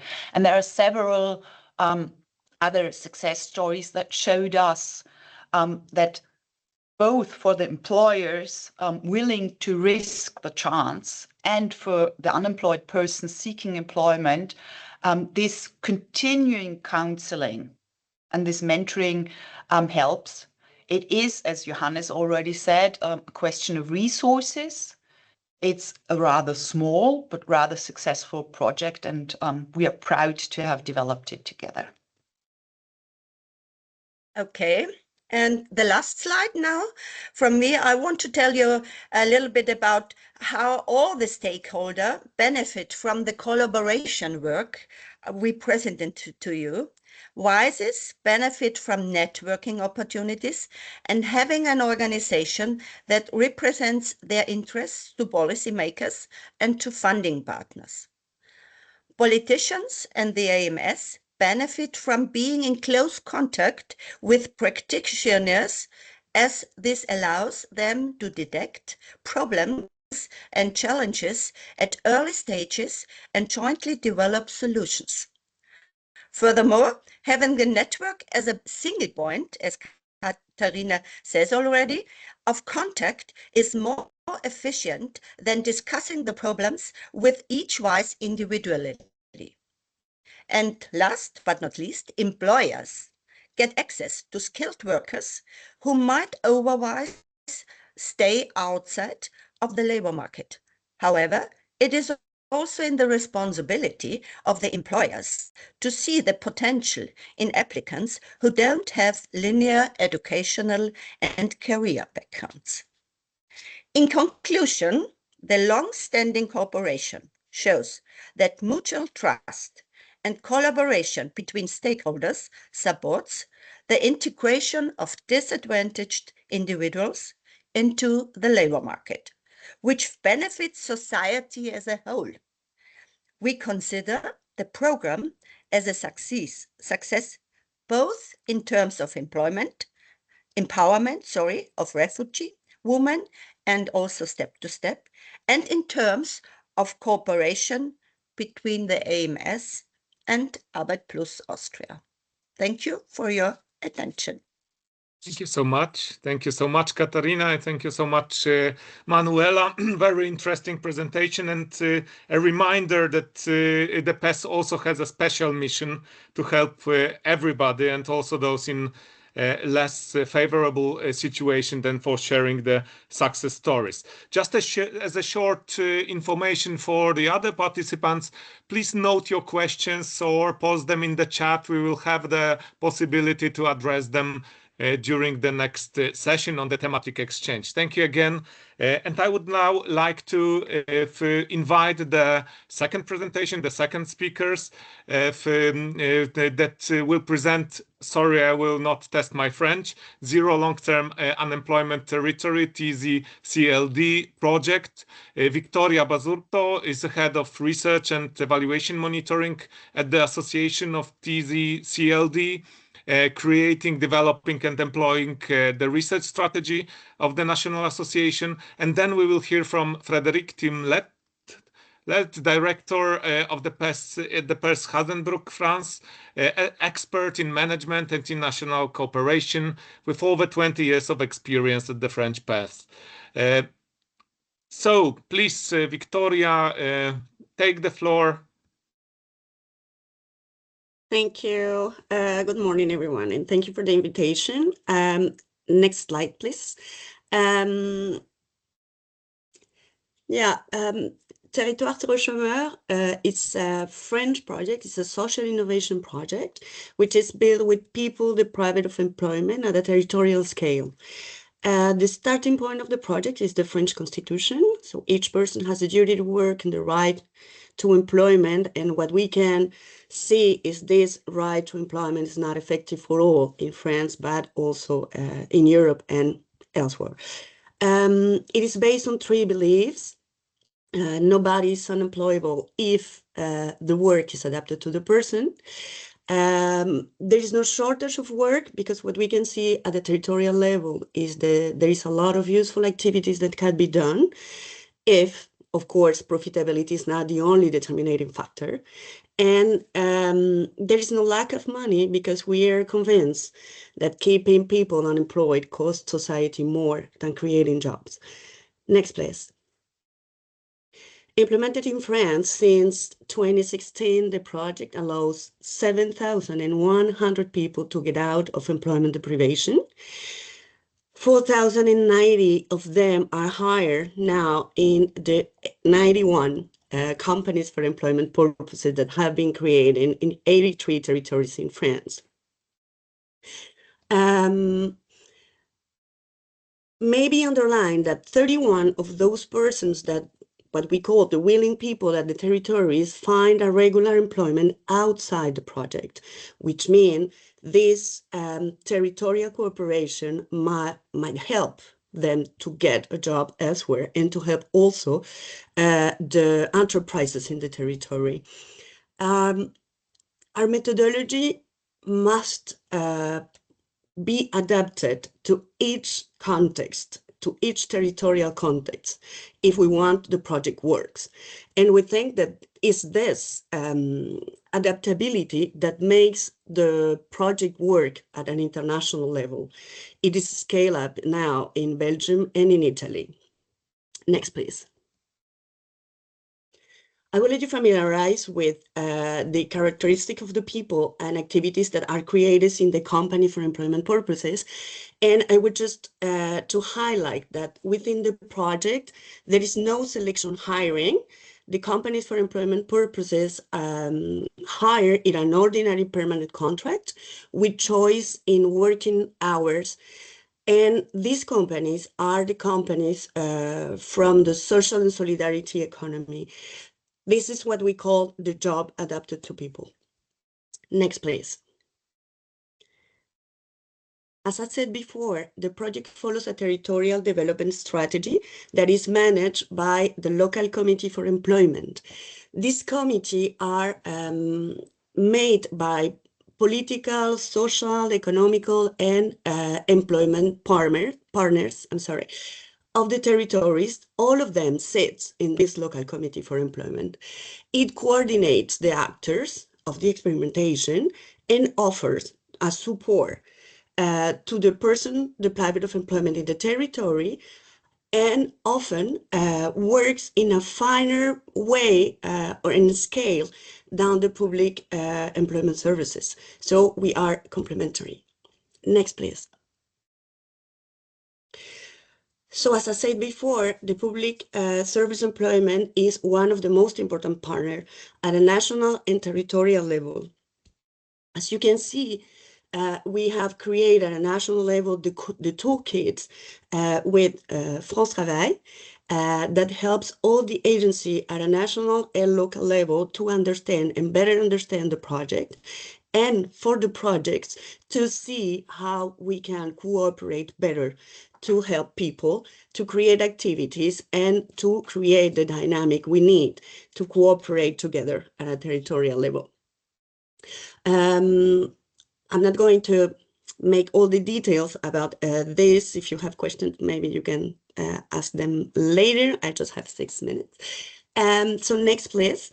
Just for showing you that at national level, we worked with France Travail, but at local level, you can find also the Maison de l'Emploi, you can find also the Municipal Social Action Center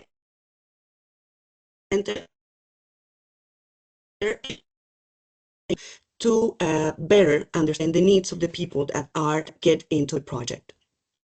So what we can see is the action of the project at a territorial level, rather than compete with the social public employment as maybe we could imagine it at the beginning in 2016, shows that the action is reinforced. The social employment, the public employment services their actions are reinforced with the project and with this cooperation.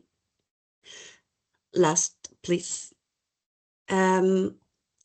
Just to mention that the project has been evaluated by the Court of Auditors in France and an evaluation committee that was named by the Labor Ministry. And here you have some of the points that maybe were underlined to just to see that it's the cooperation that works, that has to be encouraged, but needs to be that still has some challenges, like working with the to monitor data, so that we are going to try to see how we can interconnected our data with the France Travail information system. Some of the maybe submissions of the local committee for employment that must be expanded and include all the inclusion and integration enterprises. And the last one, and I will let you the floor, Frédéric, is maybe to see that this local committee for employment can be integrated in the whole system that have been created for the France Travail law, I'm sorry, for the plein emploi law that was voted in 2023, and that can help also to go directly in a locally scale that must be helped to go overall to look for the people that are farthest from the labor market. So I will stay there, I think. Thank you so much, Thank Victoria. you. Thank you. Now it's the time to move to Frédéric from France Travail to comment and give the perspective on the practice. Frédéric, to you. Thank you. Thank you for giving me this 5 minutes opportunity to explain how France Travail contributes to the implementation of the experimentation that has just been presented by Victoria. My involvement with it goes back to 2012-2013, when initial efforts took place in the Lille metropolis. About collectively overcoming obstacles, initial discussions about the local and current experimentation began here in 2018, and the employment-focused enterprise, EBE, Entreprise à but d'emploi, was officially established in 2023. So it seems like a slow maturation process. For this project, we had to demonstrate collective resilience due to the health crisis, obviously, and a 5% annual reduction in the project budget. As mentioned in the previous presentation, the success of this initiative relies on the synergy of many local stakeholders. Each partner used their connection and influence to find additional resources. For example, France Travail engaged with the local governmental office, who managed to secure an additional budget of 20,000 euros. Now about attracting candidates and building a sustainable economic model for everyone. France Travail has been actively involved in promoting the initiative to potential beneficiaries. We aim to bring around 100 long-term unemployed individuals, including those invisible to the job market, to project presentation meetings. Therefore, we established a coordinated targeting process with stakeholders to avoid wasted effort and over solicitation. We organized sessions to present the initiative to prescribing advisors so they could act themselves as ambassadors of the initiative. And secondly, regarding the choice of goods and services offered by the employment-focused enterprise, France Travail contributes its local economic expertise to help identify non-competitive market niches for established businesses. Thirdly, as a member of the local employment committee and as facilitator for job seekers, our role is to maintain ongoing relationships with the beneficiary employees of employment-focused enterprise throughout their pathway. Therefore, individuals are encouraged to participate in various events we organized all along the year: job fairs, awareness sessions on recruiting professions, or training courses, for examples. We also maintain a close relationship with candidates awaiting integration and offer them, for example, a 2-week discovery period within the employment-focused enterprise. This period is equivalent to an internship providing social protection. In conclusion, in places struggling with long-term and even very long-term unemployment, territory with zero long-term unemployment initiative is a valuable asset in our strategy. Nonetheless, I note that despite its years of existence now, its sustainability continues to be questioned. In the labor market area where I am located, 45% of the unemployed are long-term and 25% are very long-term unemployment. Thanks a lot for your attention. Feel free to reach out if you need more information. Thank you very much for all of the speakers in this session. For very interesting contributions and on various topics. I would like to now move to the next part of the thematic exchange on the 2 questions we have prepared to spark up the discussion in terms of the roundtable as we want to have today. If I can go to next slide, please. Yes, the first question we would like to pose, and please feel free also to intervene here by raising your hand, and we will facilitate the discussion. First question is, what are the main challenges employers face in hiring and retaining candidates from underrepresented groups, and how can PES adapt their services to address them? Any practical models, any good examples? To start the discussion, I would like to first ask Sarah de Hooij, the Director of Social Economy Europe, to shortly contribute to this question.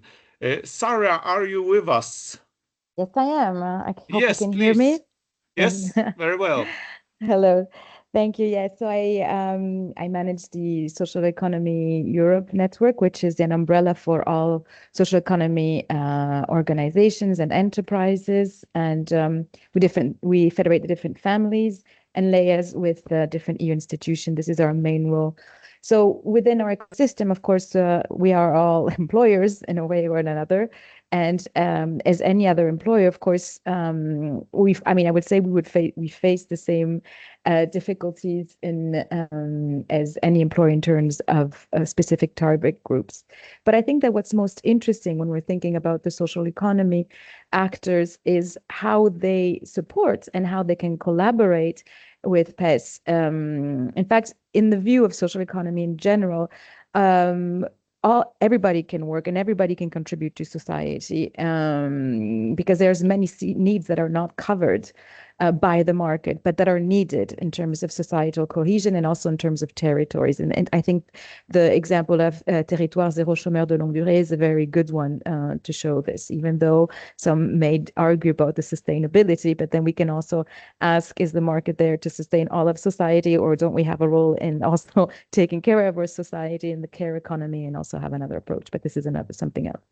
Anyhow, we have different ways of supporting and integrating in the labor market different groups. We'll hear from NCA or in the WISES. We had an example earlier, but we also have other examples. The example of Territoire Zéro Chômeur de Longue Durée really shows how we can integrate people who are really away from the labor market and who can also regain confidence and maybe then find jobs elsewhere. Others examples in social economy that are not here around the table, but I think are interesting for the PES as well, is the fact that social economy, also known mostly in the global south, but also in Europe, to formalize undeclared work or gig work and trying to stabilize these kind of employment.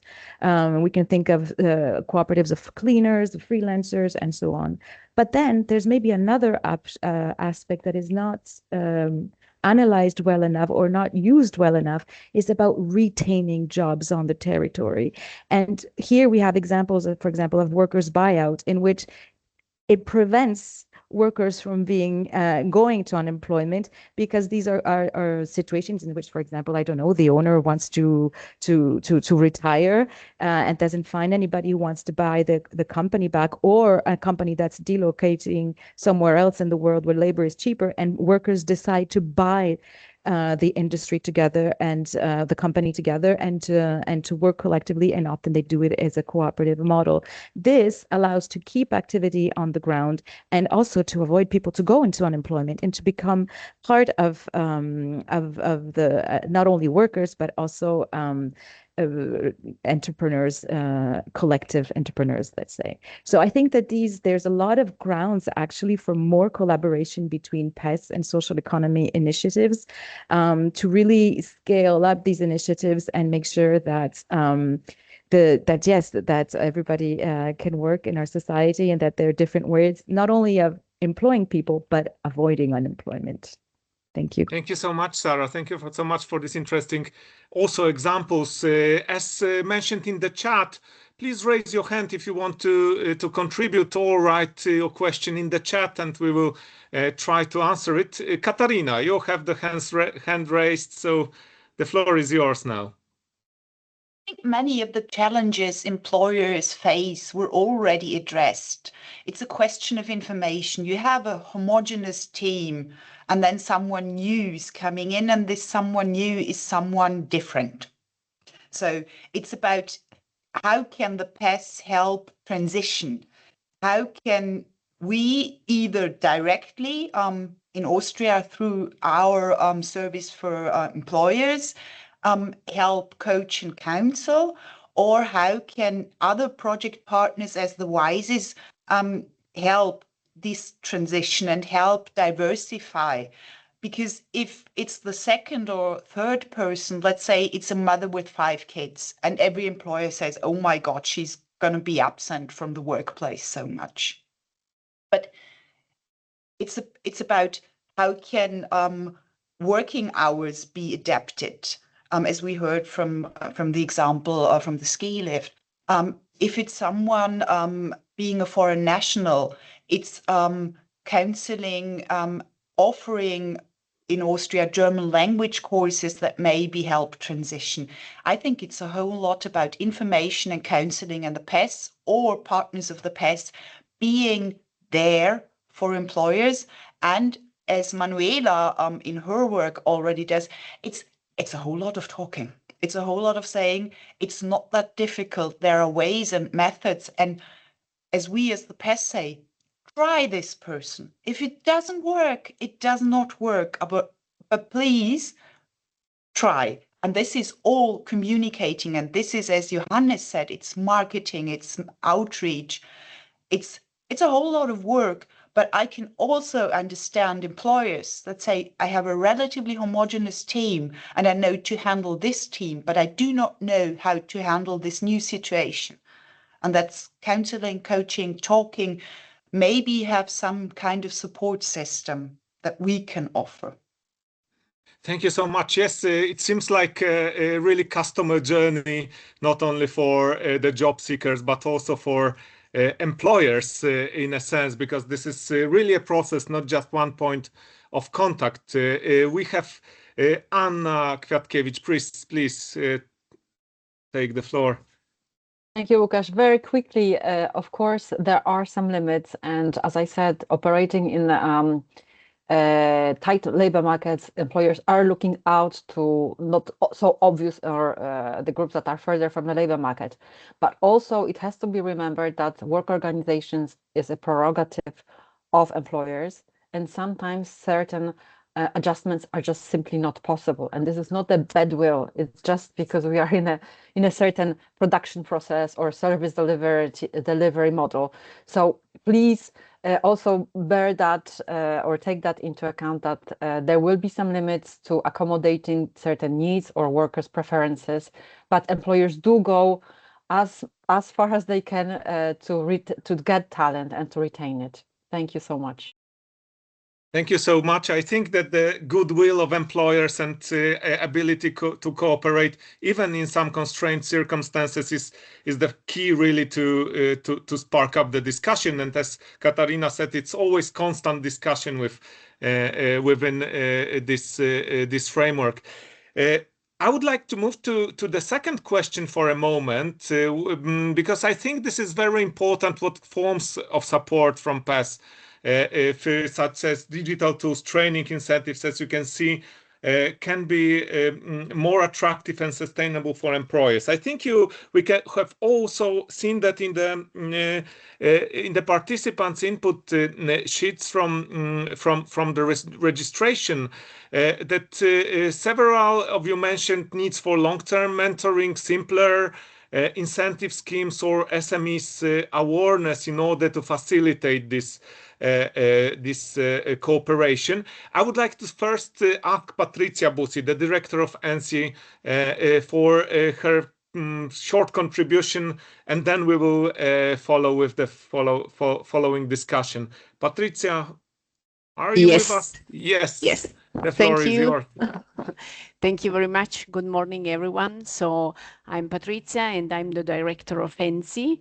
ENSI is the Network for Work Integration Social Enterprise. So social enterprise is striving for more inclusive and integrative form of employment, and we are present at European level, and our member is Arbeit Plus. So you have heard already a lot about WISES, and we are member of Social Economy Europe. So you have all clear. Concerning the question, I have a little bit investigate among the member of ENSI, because they have the link with the public employment service, and especially the enterprise have the link. And the first reflection is that there is a need to the actors of the public employment service. There's a need to, in the opinion of WISES, to become proactive for the business with what you say, digital tools, ongoing support, and also financial incentives. And some example that can help can be, for example, the idea to have a score awarded to the business that are vulnerable people, so that then they can use this score to obtain some priority or some score in some public tender or public contract. There could be the idea of having specific tutor provided by public employment service that can follow the different underrepresented workers, so more vulnerable workers that are employed by different company with scheduled visit. And this can be then carried out in synergy with the local community, with real timing to benefit both individual and business. Another can be that the public employment service can facilitate the agreement among different SMEs, so that they can share also the staff with part-time worker on a rotating basis, for example. Then it could be interesting, I know that in some countries it exists, but not in all the European Union countries, an online system where the business can view available incentives in real time and also calculate financial impact, consult ready-to-hire profile validated by the public employment system, request direct support for adaptation or for tutoring. Then another opportunity can be adequate, brief, and free training on managing vulnerable staff, especially for inclusion, for the practical adjustment. And this training could be addressed to manager, but also to the team, to the work team that are welcoming this new person. And last one, I think, financial contribution that should be recognized for the inclusion of disadvantaged individuals. That is already the case in some member states, as I already stated, but unfortunately is not always the case. So these are my 2 pence about these questions, open to listen also to others. Thank you. Thank you so much. Thank you so much. Very interesting. I would also like to draw your attention to the chat where we have a contribution about the project developed in Galicia in Spain for you to read. I think we have much more of these interesting examples around European PES and around European employer organizations. So if anybody would like to contribute or ask the question, please raise your hand. Okay. I cannot see you yet. Everybody is already a bit tired, probably from the from all the discussions, and we are nearing the coffee break. Don't worry, we will have it in just a couple of minutes. I have encouraged you still to. I know that sometimes immediate questions or contributions can be hard, but if you come up with some idea, I can always share it in the chat. If yes, we have some contributions that appear in the chat. Sometimes it is easier, but if before there are any other questions, I would say that it is really evident now to me that from what you presented during the two example presentations and also during this discussions, there's the intermediary structures like Social Economy Europe or WISES are really important in order to facilitate this discussion. I think it is harder to sometimes to discuss just the employer and individual PES. So I think also coordination and creation or co-creation of services are much easier if we have the intermediating body. What also is evident for me is a need for a long-term work with employers, which is not always easy, or long-term cooperation, not just one of contact or one of support. It is a process, as we have heard, sometimes not an easy one, requiring a lot of communication and discussion, but also openness to cooperate from both sides, and the flexibility, in a sense, because flexibility can be hard in procedured world of public employment services. It can be hard for employers who have the business process to run, but I think this is very important. Also, I think the important point here is that we have a lot of projects that need to be tested before upscaling. And I think this is very important to understand what actually works and how we can cooperate in order to be able to offer a bigger scale solutions for the most vulnerable groups. And if there are no more questions or contributions, as I cannot see any more of them, I think it is time for a coffee break now. I would like us to reconvene if no later than 11:50. Am I correct, Romain? Or maybe if 15 minutes should be fine still for us? Yes. So 11:50. Please be on time for the next round, because we still have an important session to and presentations to listen to and discussion. Thank you all again for contributing, all the speakers and all the contributors for this session. And see you at 11:50. You can stay online, of course. Just turn off your cameras and microphone. It will be easier, so you don't get disconnected, probably. Thank you.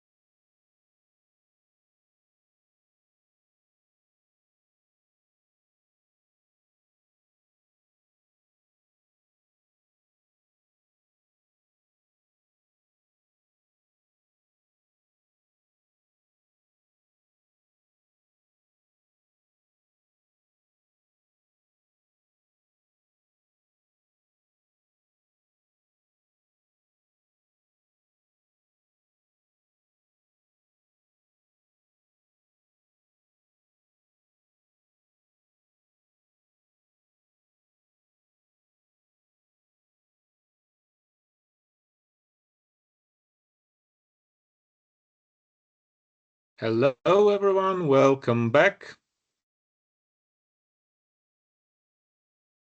I hope that as Romain written, you enjoyed the break and had the chance to grab a coffee, because we still have very interesting session ahead of us that I think is relevant for many PES and many countries now, as we will be focusing on some innovative practices on PES employer cooperation in order to support labor mobility of third country nationals. And I think this is really, on one hand, everyday bread, I would say, but also a challenging issue for a majority of European countries. So I have a pleasure to introduce our speakers.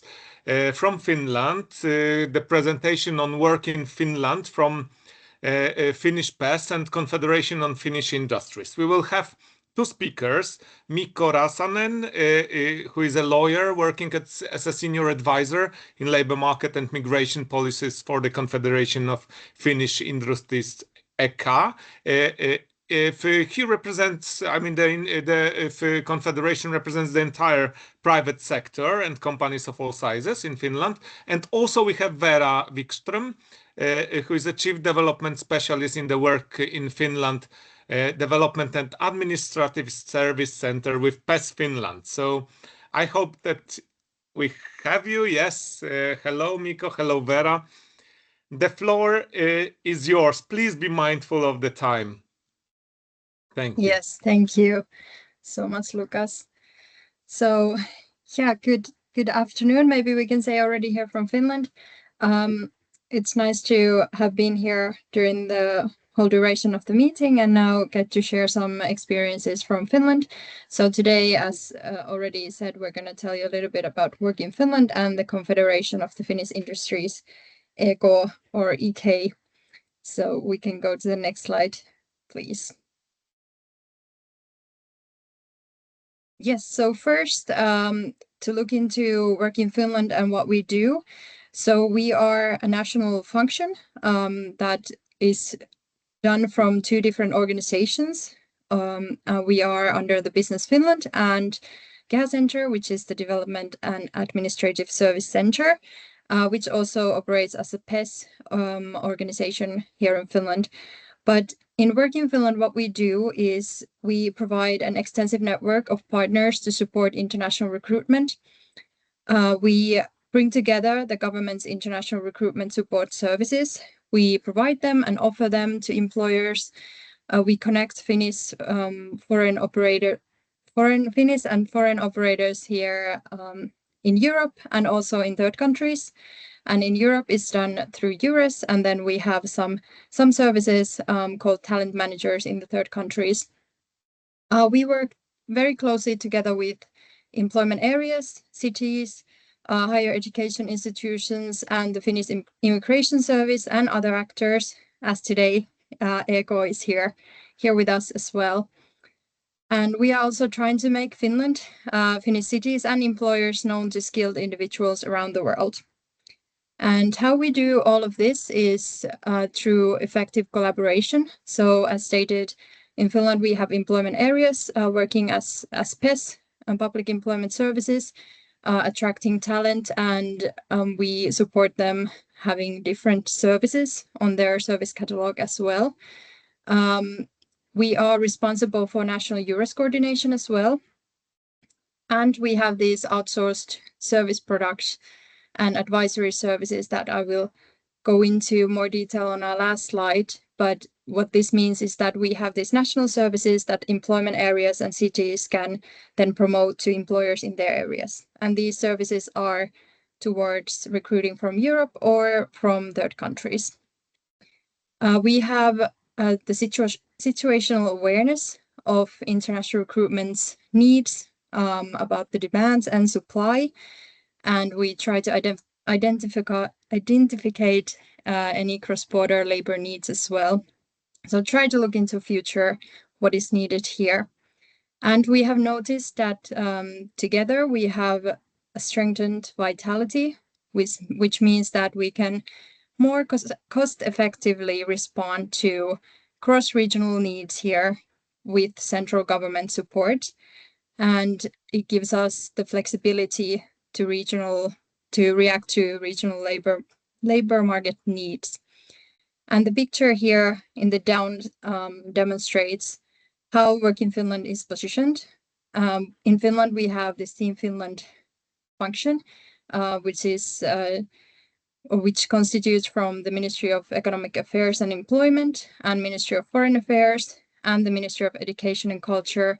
And then there are different actors, other stakeholders and higher education institutions and organization part of that as well.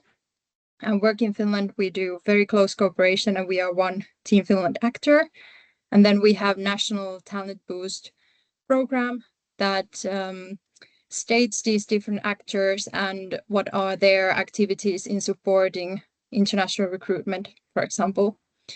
And then we have the employment areas, which are arranged from cities and municipalities, and they offer the employment services to the employers and the job seekers, for example.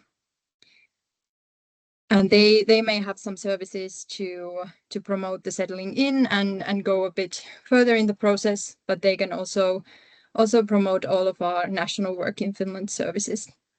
But now we can go to the next slide. So Mikko, you can continue with EGO. Yes, thank you, Vera. And thank you, Lucas. Mikko Räsänen, Confederation of Finnish Industries. So we represent all the private sector companies. And if nothing else, I hope you remember that we represent 2/3 of private sector jobs, exports, and RDI in Finland. So we have a strong tradition of tripartite working in the country. So the same cooperation has continued with migration and foreign recruiting with the state. So what we can do and offer in this cooperation is, of course, helping designing the services, talking about companies' needs and what kinds of support they need. It was touched here before, talking about HR support, onboarding, but also applying permits and just getting the whole workplace ready for the first migrant workers. The networking is really important in a national level, but also in local level, because the PES is not able to offer all the services employers and the new employees need. And next slide, please.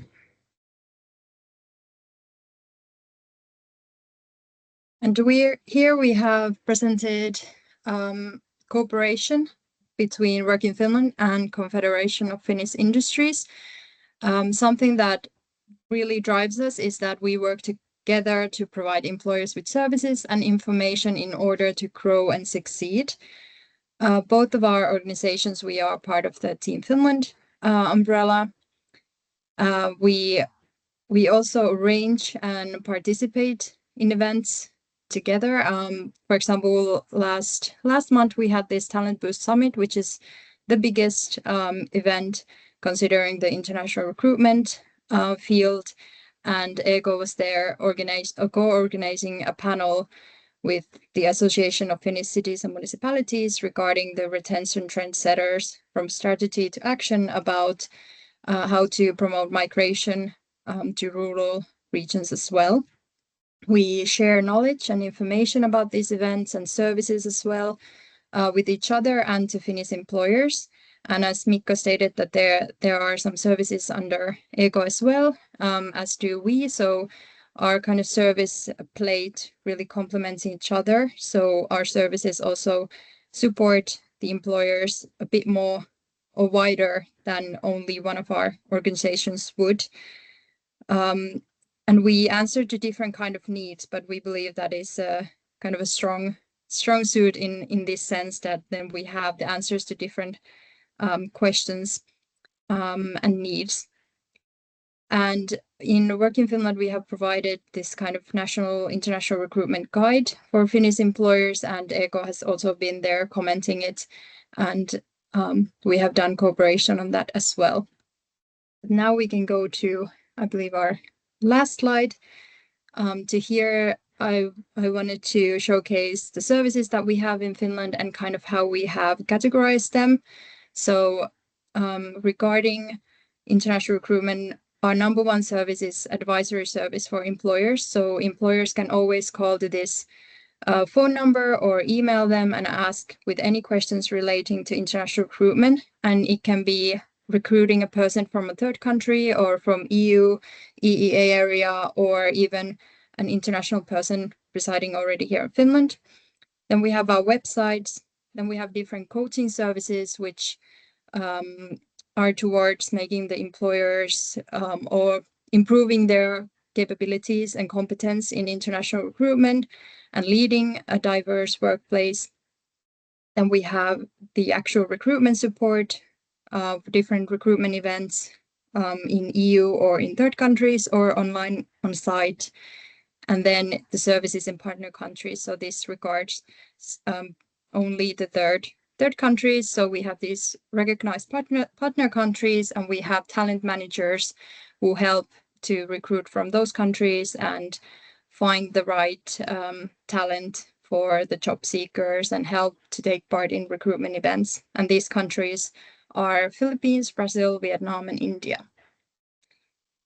And then I think it's the official last slide next, but then we can probably move into the discussion part of the presentations. Thank you so much, Vera. Thank you, Mikko. Very interesting. I'm sure that there will be some questions and interventions during the discussion. If I can ask you a short question, because you mentioned that you have the pilot projects in language coaching. I think that when talking about third country nationals, it is always challenging, at least for some countries. The language barrier is one of the key barriers faced by employers. Can you tell us a bit more about that? About these courses? Yeah. Yes, of course. Do you want to go first, Mikko?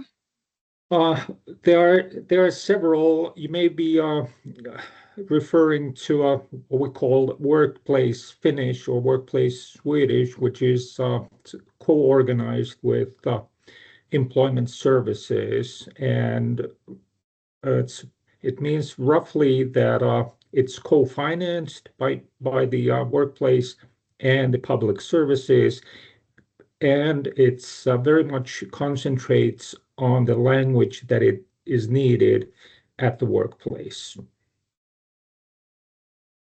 Yeah, and if I may continue from there, so this was our previous service that was offered, but at the moment we have developed it a bit, and starting from next year we have this language mentor training or coaching, where it has a similar ideas, where there's a person from the employer that already works there, and they will be trained in taking into consideration some aspects, how they can change their ways of working in that place so that it would support learning the new language if there's another person coming into the workplace and they are, for example, learning Finnish or Swedish at the moment. Thank you so much. So this will be a great point to start our discussion. If we can move to the session on our actual discussion, I think this is very important topic currently, as I said, and I invite all the participants of today's meeting, today's roundtable, to share. We have also prepared some guiding questions, and I think we already started discussing it a little bit, especially the first question. How can PES help mitigate barriers faced by employers? Which tools or partnerships can be used to better match third country workers with employers, and how can we improve coordination? Before we start a wider discussion, I would like to ask PES Finland and Business Europe representatives to share their perspectives on that, to comment if they are willing to. Would like to go? I know that we have the representative of Business Europe for sure. Anna Kwiatkiewicz, please, if you can maybe start. Thank you so much. Sure. Thank you very much for again giving us the floor. I hope I'm not too often on the screen, and if I am, sorry for this.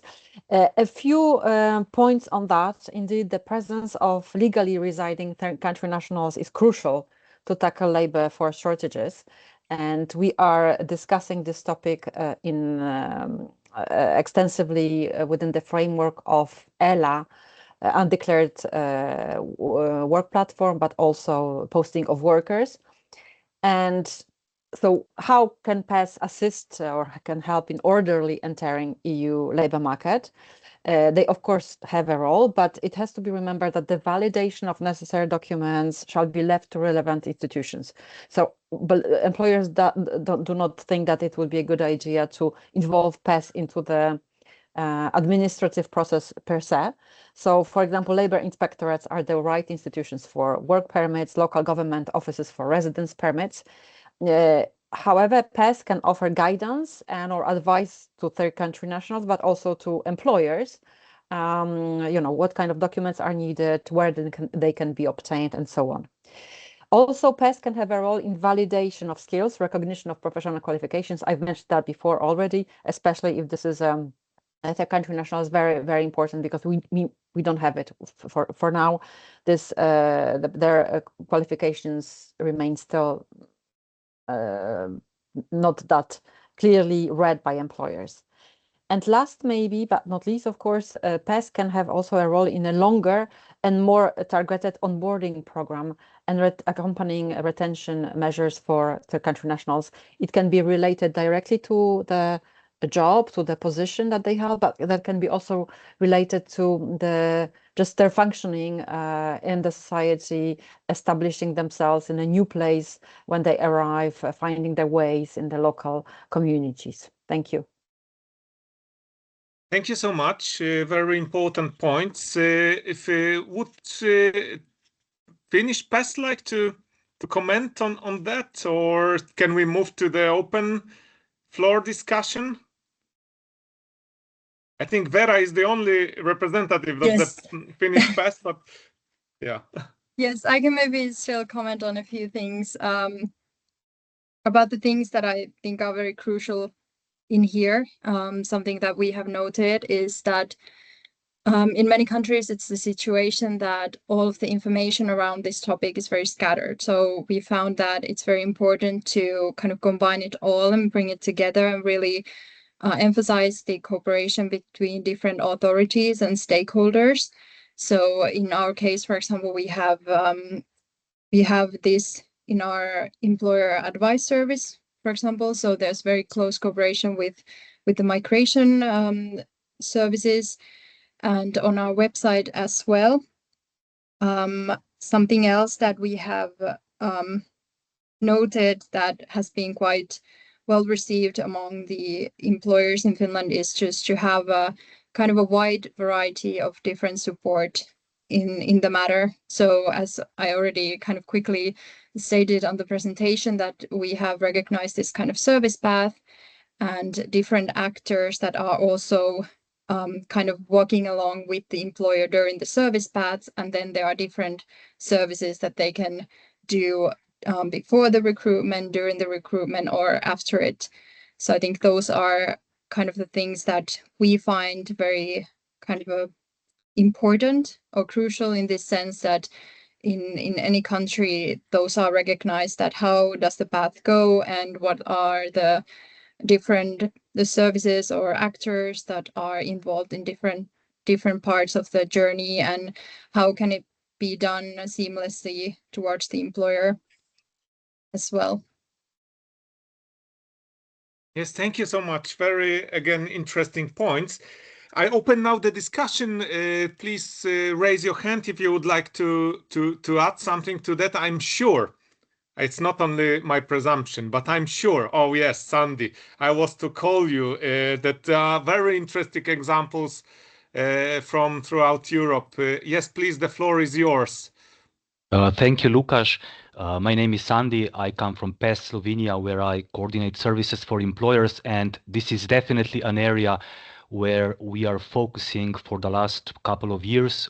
We have one of the lowest unemployment rates in Europe, and the labor market is very, very tight. And for every European worker coming to Slovenia, another 7 come from non-European countries. So recruiting from third countries is very important for us. And the services which one can provide have been presented perfectly. So I have nothing to add to that. A great example from Finland. But I would like to raise 2 more points. I think a very important role of the PES is also to raise awareness in the public why recruiting from third countries is important, to get them on board. So why it is important not only for the economy, but also for the functioning of the public sector like healthcare and long-term care, because it's not difficult to get employers on board. It's difficult to get sometimes let's say the broader public to understand why labor migration is important. And on the other hand, often we can facilitate working with other stakeholders in the labor market to talk about all the other necessary accompanying things like education and housing and childcare. And the second thing I really need to stress out is labor migration has a darker side. We all know that. We know that human trafficking is on the rise, linked to labor migration in Europe, and also other, let's say, ways of exploitation. So our PES, for instance, has been focusing very much on supporting safe and regulated labor migration, and usually we focus on our target states, mainly in Asia, and we really try to enforce government-to-government cooperation. Why? Because there is no need for employers to pay for people coming to work for them, and there is no reason why someone should be in debt many thousands of euros just for coming to our country to work. And I've seen these ways of exploitations all over Europe, and it's not the right way to go. So I just want to say that all the services you mentioned are great, but it also comes with a responsibility to do more in providing a safe working environment and a safe pathway from these countries with whom we work to Europe. And yes, I never thought we will be traveling as much as PES employees, but we are traveling to not different countries, but different continents in the last year. So quite an interesting, I think, quite an interesting decade to be employed as a public servant in the employment service. Thank you. Thank you, Sandy. Can you tell us just a bit more, because I know of these missions that you have, like a PES to different countries. You mentioned not only in Europe but to different continents, because I think this is a kind of new approach that the PES is having to be more proactive in leading the missions to different countries. Yes, we started by signing different bilateral agreements by our PES to other public employment services in other countries, and we organize living and working recruitment events, mainly in our regions, in Bosnia, in Serbia, in Montenegro, in Northern Macedonia. We've been there, I think, like 15 times in the last 2 years. We also visited Uzbekistan, we visited the Philippines. My colleague is right now in Argentina. So, and we don't go there by ourselves. We go there with our employers. From 10 to 40 employers usually come with us, and we present in-person living and working conditions in Slovenia, and link our employers to these job seekers and really follow up on what happens afterwards. So and when you have a country which is willing to cooperate with you, you can also, establish pre-recruitment services such as language courses or upskilling, and you really get a prepared worker coming to your country, and this really, I would think, services the employers and the society as a whole. So yes, it's quite interesting, but it needs to be supported by the infrastructure, which was mentioned before by our Finnish colleagues, such as one-stop shops and similar. Thank you for sharing this great example. I'm sure you will have a lot of questions and follow-ups on that. If anybody else, I know from the inputs for registration that the issue is really pressing in many countries. We've heard from, for example, Croatia or Spain, that this is really something that is high on the agenda of PES to support the employment of third country nationals. So maybe some other PES would also like to share. We have Mikko raising hand. Please take the floor. Yes, thank you, and thank you, Sandy, for your good comments. Yes, we left out the safe working environments in our presentation, but definitely that is one of the most important issues, and it's a vital element in all our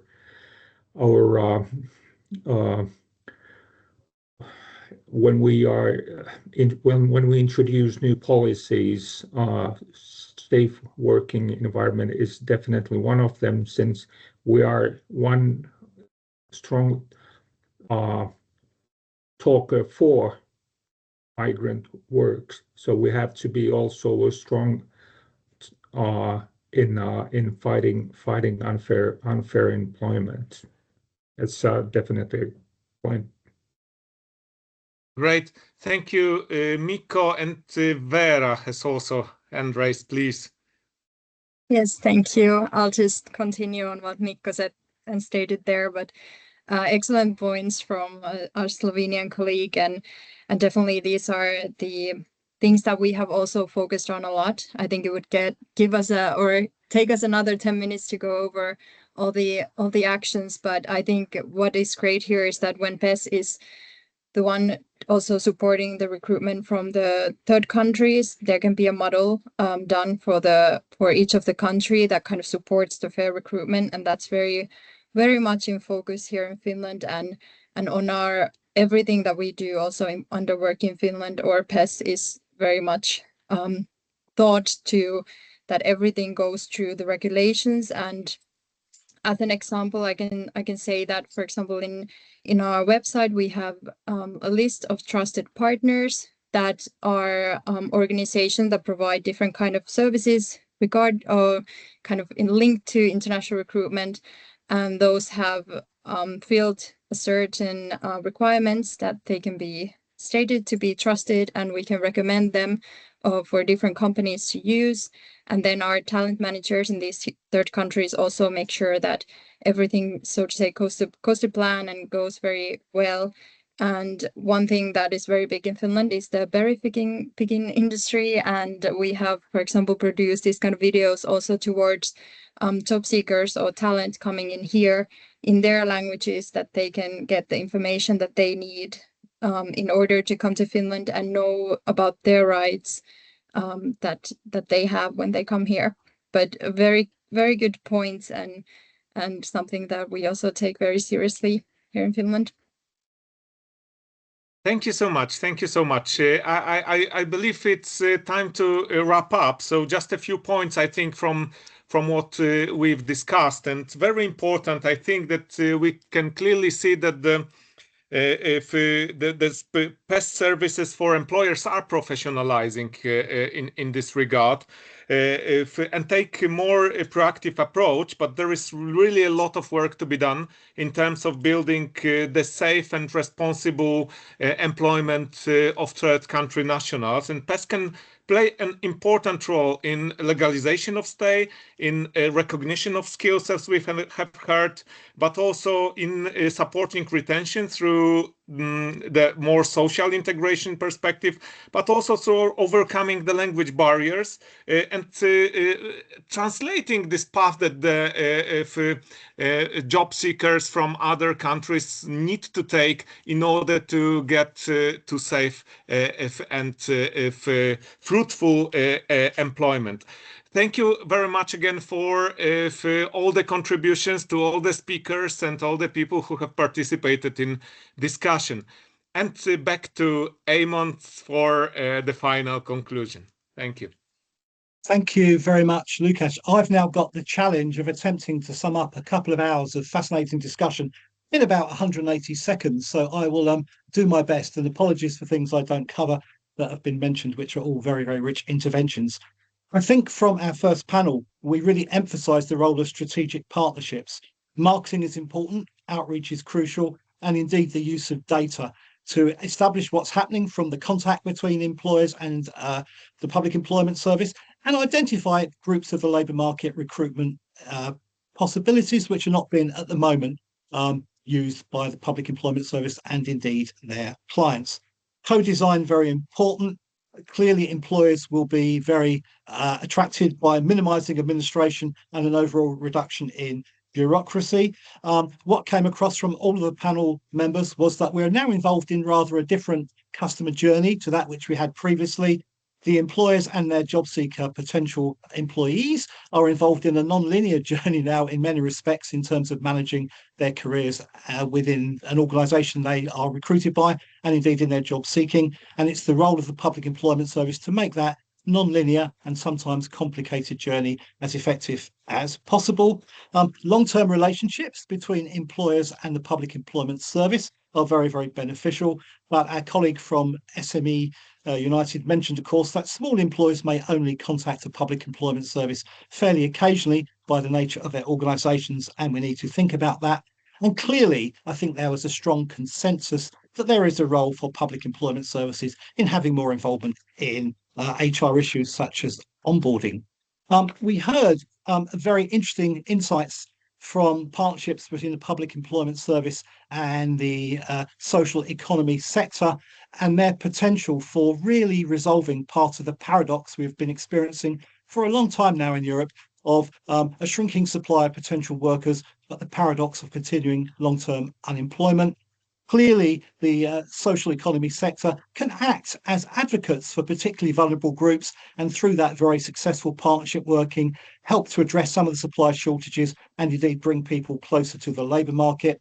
And we heard some excellent examples of how people coming into Austria particularly have been able to make use of their non-formally acquired skills and credentials to be involved in a very successful integration, which exceeded the expectations of people coming into the country, and indeed perhaps initially the councils they work with, which was a very, very positive result. We heard from the territories of zero unemployment in France, I think, some very, very key insights. Again, the role of strategic partnership, very, very clearly co-creation of programmes. Cooperation really enforces the Public Employment Service as well and emphasises its important role. Again, a lot about data sharing and how important that is to ensure we can learn and through an iterative process increase the success of such initiatives. And finally, from Finland, I think we heard a very, very good example of converting strategy to action. Clearly, integration of third country nationals is a cross-government issue. Ministries of the Interior, Education, Foreign Affairs and Economic Development parts of government need to be cooperating at the government macro level to ensure that the policies are aligned. A very key role for EURES particularly as a filter and providing an effective gateway. Wraparound services, very, very, very important. They go beyond the direct labour market integration issues to look at the wider kind of social issues which support somebody's successful integration into a country as part of their journey into work. Again, onboarding, very important. The role of public employment services as assisting potential employers. Very good advice for employers in terms of information booklets provided for them, but clearly building services around company need. And perhaps finally from Finland, a role we're looking at advice, coaching, recruitment support, but also I think essential part of this somewhat complex jigsaw is there needs to be very, very good links with partner countries, and they are very key as well in ensuring that migration can be a positive outcome for everybody involved, and to eliminate the unfortunate occasional darker sides of it, as very well summarised by Sandy in his description of some excellent approaches in Slovenia. So my apologies for a very rapid run through an interesting discussion. And now I'd like to hand over to Elodie for some final remarks, and Elodie from the Public Employment Service Secretariat in the European Commission. Thank you, Elodie.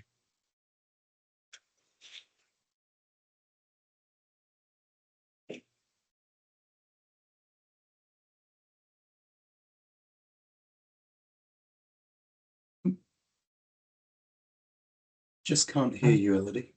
Mute. Okay, I will try again. Yes? Yes, working thank you. this time. Excellent. Yeah. Okay, so from scratch. Well, first of all, thanks a lot for a very, very inspiring roundtable. It's not the first time we're addressing this topic in the network, but really, I think it's the first time we're doing it in such a format. So in itself, it's something already very positive. So Eamon, you said it all, so I'll be quite short and just a few takeaways from our side. First, I think it's very clear that many PES, they made employer support a priority, and that reforms have really accelerated in the last years. And it's obviously in a context where the role of PES has changed so much. We see that the delivery models, they change a lot across Europe, but there are some common success factors. First, having a clear employment strategy, which is almost an employer strategy for PES, which is almost a must. Second, structured cooperation with social partners, with chambers as really a sort of underlying factor. And then to really keep combining, digital world, to really keep combining digital services with personal contacts and outreach. I think the discussion also confirmed something we knew, that some employers are very happy with the services they're getting from PES, and they've been doing this cooperating for many years. But we also see that to know and to benefit from the services of PES, employers need to know what PES can offer. And here, I think it's clear that there's a long way to go. Other employers don't know PES very well, they don't know them at all. And really, outreach should be improved in both ways. So in a sense, more needs to be done to change the image of PES and what they can offer to employers. As Johanna said, really marketing and communication are key, because it's about much more. What PES can offer is about much more than matching jobs and candidates or managing recruitment subsidies. For example, they can provide HR support, pre-selection, advising on skills-based recruitment, and they're here to help, in particular SMEs, to select, recruit new candidates, train them, but also to help maintaining them in employment. But sometimes this also means challenging a bit the way employers want to recruit, and to help them think out of the box. For instance, to focus more on people's skills and what they can do in a world that loves a formal qualification, and also to reflect on how to make some offers a bit more attractive, or to look really into recruitment beyond their own borders in a fair way. So I'll stop here. In terms of the PES network, how do we take it from there? Obviously, it's going to keep being an important priority for us. We're currently, for example, supporting Portugal, developing their support to employers. It's going to be also an important topic in the follow-up to what we call the bench learning process. But next year, we will also do a specific survey on PES support to employers. And we will really make sure to actually reach out and make sure the hot topics from today will be addressed there. Just a final word, I'd like to really thank you, all of you, for quite active participation, participating in PES, the employers organization, social partners, union, and as well Eamon and Lukasz for moderating the session. Thank you very much. Thank you very much, Elodie. Valentina and Anna, I'm now going to give you an even more interesting challenge than the one I had. Would you mind, please, just in 2 minutes each, just sharing your key takeaways from the very interesting discussion this morning? So perhaps Valentina first, then Anna, your key takeaways for perhaps no more than 2 minutes each, I'm afraid. Thank you. Many thanks, Simon. I'll do my best, but I don't want to miss the opportunity also to thank the PES Network for this very interesting webinar today. Well, very, very shortly, my main takeaway that given the current challenges in the labor market and be it for training, transitions, ensuring that everybody is skilled and that we have enough workforce in SMEs. We really need those strong partnerships among all the stakeholders, and it comes quite clear after today that definitely we need to reinforce the cooperation between the public employment services and SMEs. And there, my main takeout is that we can do better at reaching out both ways, that there is definitely a role for development of HR services for SMEs.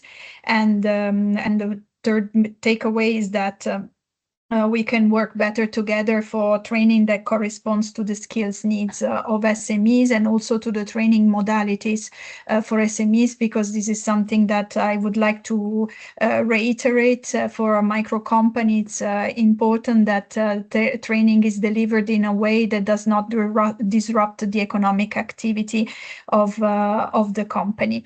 So given the time constraints, I will conclude here, and thanks again. Thank you very much, Valentina. Very, very interesting conclusions. And Anna, please, your final reflections on this morning's event. Thank you very much. Thank you, Eamon. I think two main points is that PES have a role and have an offer to support retention, and retention starts with onboarding. So here, especially onboarding and long-term coaching, mentoring, with a special focus on third country nationals. And a very important point, and also a possibility for PES to develop a new product, new service, recognition of qualifications, validating job experience, especially important in case of long-term unemployed people who are coming back to the labor market after a long break, and third country nationals, and also in case of sectors under pressure. And last but not least, we shall not forget to spread success stories and make successful public employment services cooperation with employers known, with some key success indications. And I think it really inspires others to enrich their offer. And also very important, that because sometimes we don't know that there are so many good things out there already. Thank you.